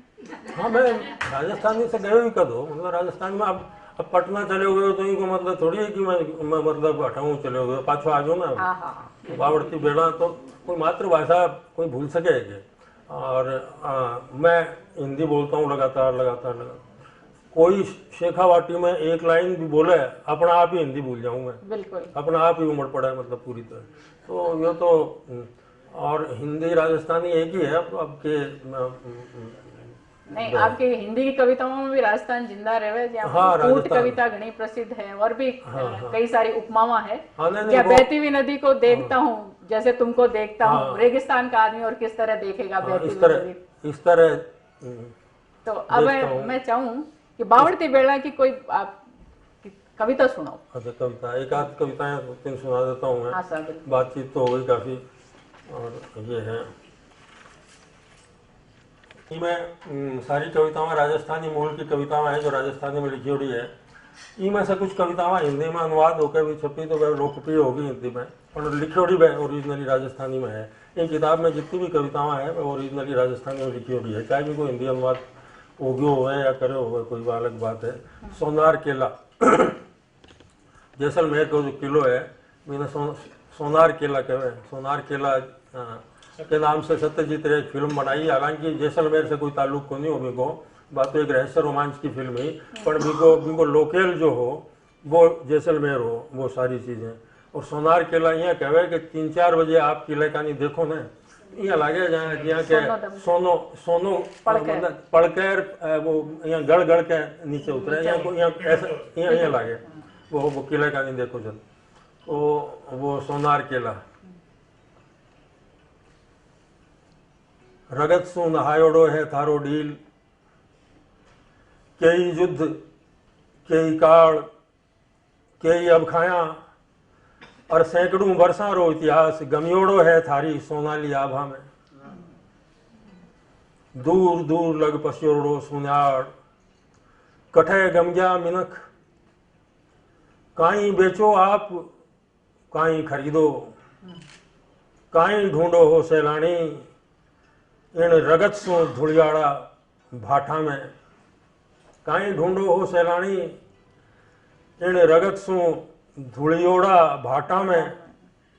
फूठरापो मिनखपणो एडवेंचर, काई ढूंढो हो सैलानी जैसा नहरी गलियां में। बहुत बढ़िया। सैकड़ों बरसा पहली भेड़ा होया की मिनक, बे बनाया आपरा घर बार, बे लड़िया आपरा युद्ध, बे जियो आपरो जमारो, बे मरिया आपरी मौत। इनमें काई अचंभो, इनमें काई अचरज। फ्रांसीसी लोग बहुत अचरज से देखते हैं उसको, विदेशी, कि क्या पता क्या है, आविष्कार है, क्या पता क्या है। इनमें काई अचंभो, इनमें काई अचरज, जीवन जीने री अब खाई सू निकली है आ वास्तुकला। मैंने देखा एक कोई फ्रेंच आर्किटेक्ट था, वो नक्शा बनाता हुआ घूम रहा था। मैंने अंग्रेजी में उससे बात की, बोले मैं इसका नक्शा बना रहा हूँ। मैंने कहा नहीं बन सकता तुमसे, वो नहीं बन सके, क्योंकि नक्शा पे बनेड़ो ही को नहीं हो, वो जरूरत के हिसाब से बनेड़ो है। अठीने से ऊपर बना लो कमरो, ऊपर सीढ़ियाँ बना लो, जरूरत होगी तो ऊपर कुंड बना लो। तो जो जो चीज़ नक्शे के आधार पर बनेड़ी को नहीं, भी को नक्शो क्या बना सको थे, बनाओ। इनमें काई अचंभो, इनमें काई अचरज, जीवन जीने री अब खाई सू निकली है आ वास्तुकला। मिन खारे पगा सू घिस घिसर कमड़ा पड़िया है ए भाठा, थारे नी समझ में आवे वो नक्शो। धोड़े दोपहरा किले रे बीचों बीच, एक परदेसी नार ने चूमता थका, मने लागे तिरस पानी फगत आँख्या में है। सोनार केला तू फकत फूटरो लागे कैमरे री आँखों। बहुत बढ़िया, बहुत बढ़िया। और एक कविता है मीठे पानी रो कुओं, मीठा पानी को, हाँ, अपार्टमेंट में लिखी मैं। हाँ। और अर्जुन छापी है ना आपके जागती जोत में, जब वो संपादक हो अर्जुन देवचारण। बठे एक मीठे पानी रो कुओं हो। फारूक साहब बाड़मेर में लिखी आप सारे गवाह यही मौजूद हैं। बठे एक मीठे पानी रो कुओं हो, जठे लोगारी बस्ती ही। एक भाखर हो बठे, एक पुराणो मिंदर, बठे सू थोड़ा आगे जाऊता, धूल भरियोड़ो एक रस्तो पार करता। एक घर हो, उन घर में रेवती ही एक बेस्या, उन घर में रेवती ही एक बेस्या। कुण कहो के बा एक बेस्या ही, कुण कहो के बा एक बेस्या ही, कुण कह सके के बा कोनी ही साथ, कुण कह सके के बा कोनी ही सातवें आसमान से उतरियोड़ी अप्सरा। उन रे कने हो एक पुराणो सिक्को, उन रे कने हो एक थकियोड़ो डील, उन रे कने हो एक खाली पोस्ट कार्ड जिन पर सुरग रो पतो लिखियोड़ो हो। उन रे कने हो एक खाली पोस्ट कार्ड जिन पर सुरग रो पतो लिखियोड़ो हो। गर्मी री एक दोपहरा, लपलपाती लुआ रे मौसम, वाह मने बुलायो, पिवायो मने मीठे कुएरो जल, खुआयो मने मीठे बाजरे रो सोगरो। फिर बा रोई धार धार, मारे हाथा पर पड़िया उनरा खारा आंसू, मारे हाथा पर पड़िया उनरा खारा आंसू। हे कवि सरा मारी बात रो भरोसो करीजो, हे कवि सरा मारी बात रो भरोसो करजो। वह ईश्वर रा आंसू हा जिका उन दिन एक बेस्यारी आंख सू मारी हथेलियां पर टपक्या है। हे कवि सरा मारी बात रो भरोसो करजो, वह ईश्वर का आंसू हा जिका उन दिन एक बेस्यारी आंख सू मारी हथेलियां पर टपक्या है। और एक कविता और चाहेंगे तो एक सुनाऊं? ये बड़ी हाँ, कि अब वो जुलम किशनगढ़, उसमें तो राजेश जी ने बहुत लेख लिख दिए होंगे, कविता भी लिखी होगी। वो कौन, वो अपने नागरिक दास जी, नहीं वो तो बनी ठणी, वो पेरिस वाली, वो मोनालिसा पे तो दुनिया में पेरिस क्या क्या लिखा है, हमारी बनी ठणी पे कोई नहीं लिखा। लिखते हैं लेख वेख लिखते हैं, ट्रांसपेरेंसी लेके धर्मयुग में लेख छपाते हैं। कविता कम लिखी गई है, कविता लिखी है मैं बनी ठणी पर। और इनकी लय देख जो, लय मतलब कविता, नई कविता में लय कि जुलम, ये कविता रो शीर्षक है जुलम किशनगढ़ शैली। जुलम किशनगढ़ शैली। डूंगर सू भी डीगा डीगा, समुदर सू भी गहरा गहरा, बणी ठणीरा बडरा बडरा नैन जुलम ढाया जावे है। डूंगर सू भी डीगा, ऐसे कटारदार लंबे नैन। क्या करेगी मोनालिसा? डूंगर सू भी डीगा डीगा, समंदर सू भी गहरा गहरा, बणी ठणीरा बडरा बडरा नैन जुलम ढाया जावे है। नैना सू ही रचियोड़ा है अधर, अधर सू नैन रचोड़ा, नैना सू ही रंग घालिया है रंगा में, रंग दिया जावे है रंग भरोड़ी आँखियाँ। बहुत बढ़िया। नैना सू ही रचियोड़ा है अधर, अधर सू नैन रचोड़ा, नैना सू ही रंग घालिया है रंगा में, रंग दिया जावे है रंग भरोड़ी आँखियाँ। खोज दाबता दाबता, खोज दाबता दाबता, ठेठ राजस्थानी मुहावरा है। खोज दाबता दाबता, लारे लारे आवती, एक पड़छाई गमे नहीं, बणी ठणीरी छिबसूं लारो छूटे नहीं।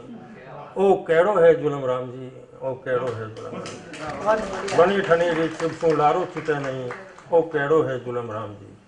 ये तो पुरानी है, अब और जाओ तो एक और सुना दूं।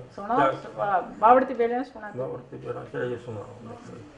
एक तो ये लास्ट में 40 वर्ष बाद ये नई कविता इधर लिखी हुई है, सुनाऊंगा आखिर में। हाँ। और एक बस 2 कविताएं और सुनाता हूँ। उठ रहे हो मेड़ो, ये हिंदी में अनुवाद होके बहुत पढ़ी गई, लेकिन ओरिजिनल सुनिए आप, जो लिखी हुई हमारी राजस्थानी में। उठ रहे हो मेड़ो, बाढ़ पड़े री प्रीत भूले पर बिसरे नहीं, बिसरे नहीं। उठ रहे हो मेड़ो, मेड़ो देखण ने कुण जावतो हो लीला, बहुत बढ़िया सी होता है। मेड़ो देखण ने कुण जावतो हो लीला, मैं तो थाने निरखण ने आवतो हो। क्या अच्छी बात है। मेड़ो देखण ने कुण जावतो हो लीला, मैं तो थाने निरखण ने आवतो हो। चकरी हाड़ा, बर्फी हाड़ा, बर्फरा फूल हाड़ा, राज कचोरी हाड़ा, बंदूक हाड़ा, गुब्बारा हाड़ा, जादूगर मस्करा, मोतरो कुओं, खेलण ने कुण आवतो हो लीला, मैं तो थांसू रमण ने आतो। बहुत बढ़िया। तो कुओं खेलण ने कुण आवतो हो लीला, मैं तो थांसू रमण ने आवतो हो। बहुत बढ़िया। थने ही ढूंढती रहती ही आँखियां, सगले मेले में तू मिलती ही लाखरी चूड़ी री दुकान पर, खिलखिलाती खिलती राधा गीता गोमती गायत्री पुष्पादि सहेलियां ने सागे। एक छोरी कालती, ईश्वरी काढ़ती हमेशा मन बाढ़ती, सीमा छोड़ खेत मीरो सीमा जोड़ खेत मारो चाव सू रुखाड़ती। भी काढ़ती छोटी में जानू मैं, लोग तो कविता ने जाने हैं। बिसी लाग रही है और आँखें मिलता ही चमक जाती आँखें, एक चांदनों से हो जातो लीला, आँखें मिलता पाण पीपल रे गाछ तक लारो करती मारो। मने भरोसो है मारी प्रीत पे, सायनी सहेलियां साथे तू एकर जरूर आवेली। अबे मेड़ो खिंडतो सो लखावे, मैं उडू। अबे मेड़ो खिंडतो सो लखावे, मैं उडीकू थाने पीपल गट्टे लीला। तू आवसी जरूर मारी प्रीत माथे मारो पक्को पतियारो है। सहेलियां ने भोड़ावण देर, सहेलियां ने भोड़ावण देर, आवस आवसी थू घेर घुमेर पीपल री हरे नीमरी छाया में। वाह वाह, बहुत बढ़िया। तू भरसी मने बाथा में, परसेली मारो गात घणे हेत सू, थारे पछे बावड़ने सु पहली, थारे पाछे बावड़ने सु पहली, बिजली जरूर जरूर कड़केली। मेड़ो खिंड रह्यो है मारी आँख्यां थने सोध रही है लीला। आप शेयर करोगे फेसबुक पर शेयर करोगे? हाँ नहीं, हाँ नहीं करूँगा। ये इसमें से आखिरी कविता सुन लो, जो इधर की कविता है, मतलब 2 साल पहले की, साल भर पहले एक लारे छूट गया, मी गाय जी ओळ्यू मी डीजी सिंह। अब ये आ सुनो वो सुनो। शीर्षक वाली 40 वर्षों बाद ऐसा समझिए जैसे मैं बगड़ बहुत दिनों बाद गया तो गाँव, 40 वर्षों बाद भी मने बिसराए नहीं दियो हो। 40 वर्षों बाद भी मने बिसराए नहीं दियो हो। बे भाठा मने याद राखिया, जिणा सू खाई ही ठोकरा। बे भाठा मने याद राखिया जिन सू खाई ही ठोकरा। बे रस्ता माने याद राखिया जिन सू गुजरियो हो मैं। मारो घर मने बुलातो हो जिको अब मारो नहीं हो। मारो घर मने बुलातो हो जिको अब मारो नहीं हो।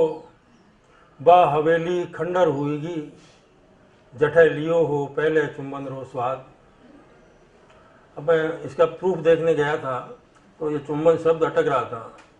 मैंने कहा राजस्थानी में चुंबन को क्या कहते हैं, आने सारी चीज़ें। तो मैं वापस आ रहा था ये प्रिंट होने लगी तब मुझे याद आया कि शेखावाटी में चुंबन को प्यारियो कहते हैं। तो अगर वो ठीक होता तो मैं वो शब्द लगता है यहाँ पे, लेकिन अब वो चुंबन ही रह गया यहाँ पे। कि बा हवेली खंडर हुईगी जठे लियो हो पहले चुंबन रो स्वाद। शराब घर आबाद हा फुटबॉल रा मैदान सुना पड़िया हा। शराब घर आबाद हा फुटबॉल रा मैदान सुना पड़िया हा।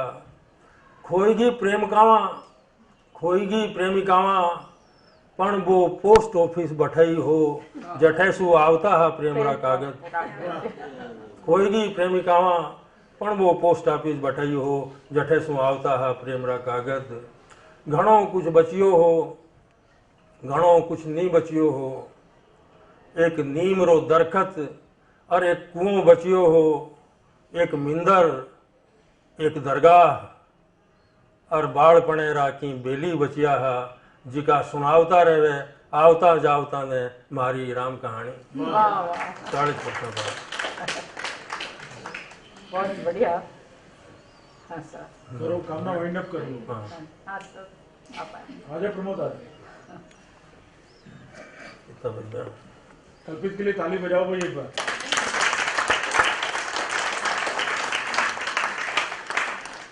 राजस्थानी में आपको हिंदी में शानदार कविताओं है। मैं चाहूँ आप राजस्थानी में लिखो आप। हाँ नहीं लिख रहे हो आगे जैसे तो आया हूँ।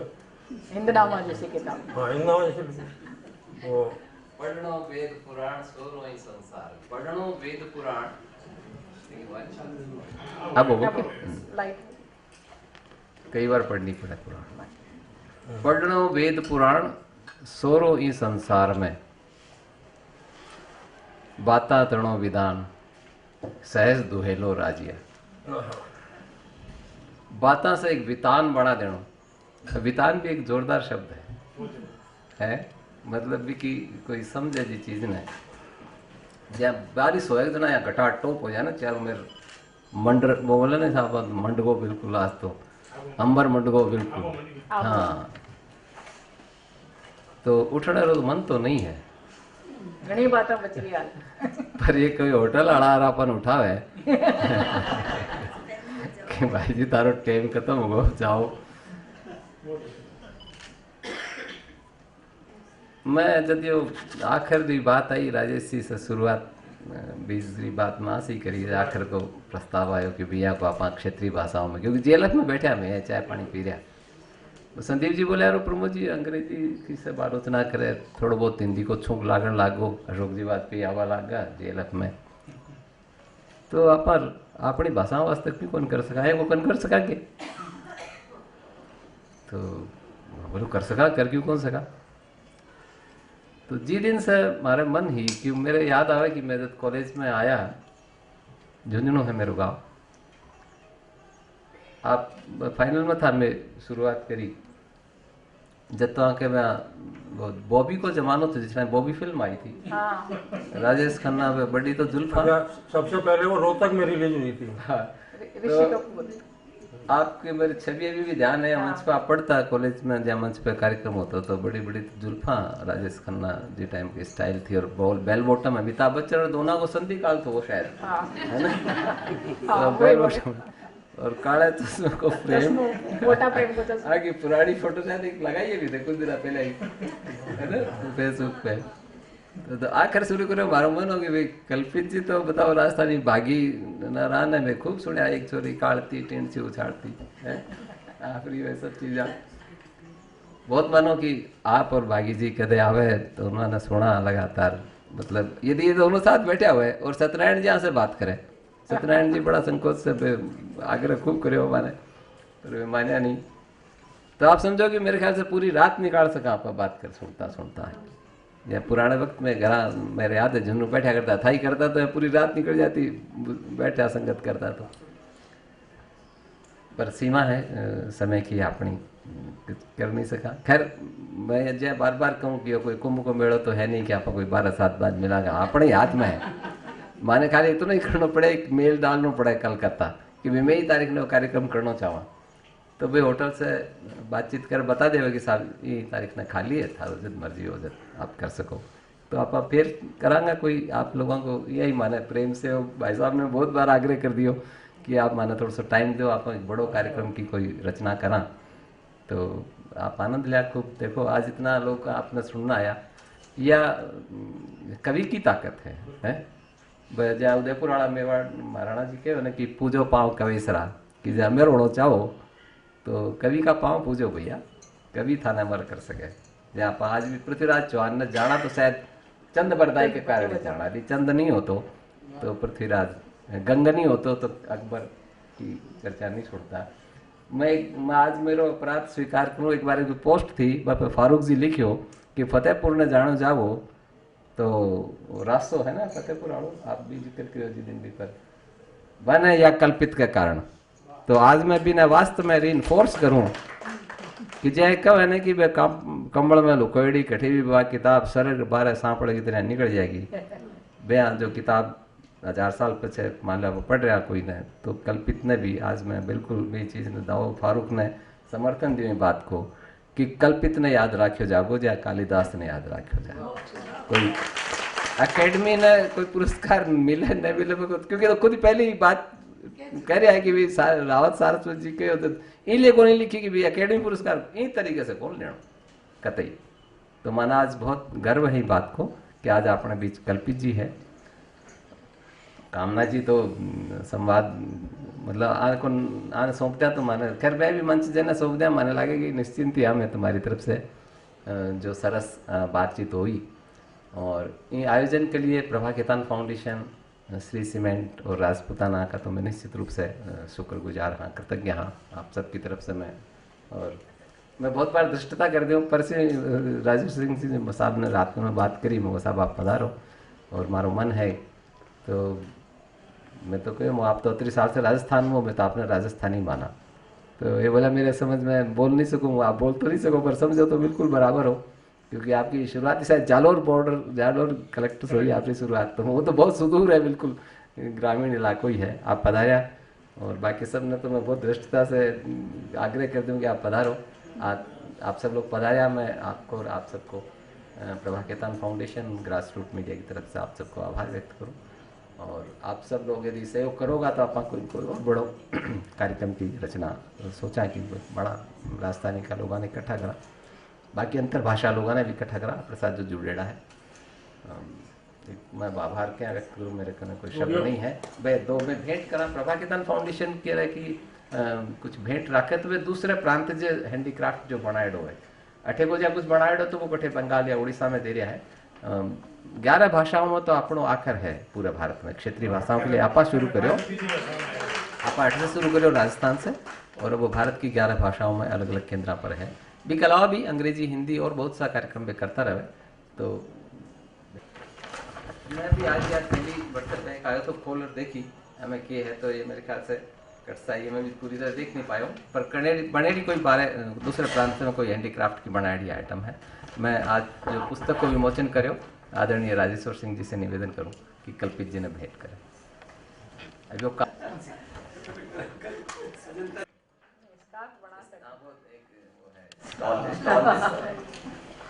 आजकल तो यूनिसेक्स है चीज़ें दोनों सामने।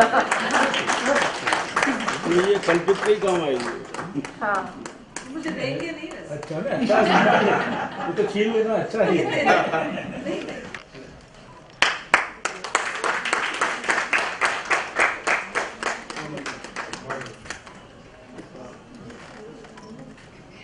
मैं कुछ पुस्तकां लायो थो, मैं अमृत जी कन गयो थो, कुछ प्रतियां हैं। तो आपसे निवेदन करूंगा कि आप पुस्तक लें, आपका हस्ताक्षर आज आपने एक अवसर उपलब्ध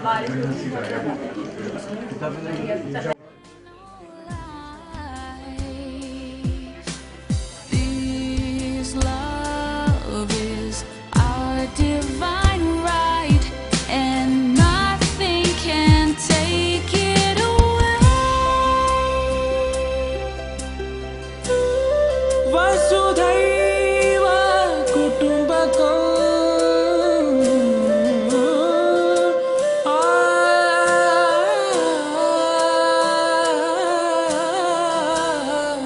When will we ever see that we must only be to feel the freedom of our unity? For in this great land we share a home, and in this great love a family. For in this great land we share a home, and in this great love a family.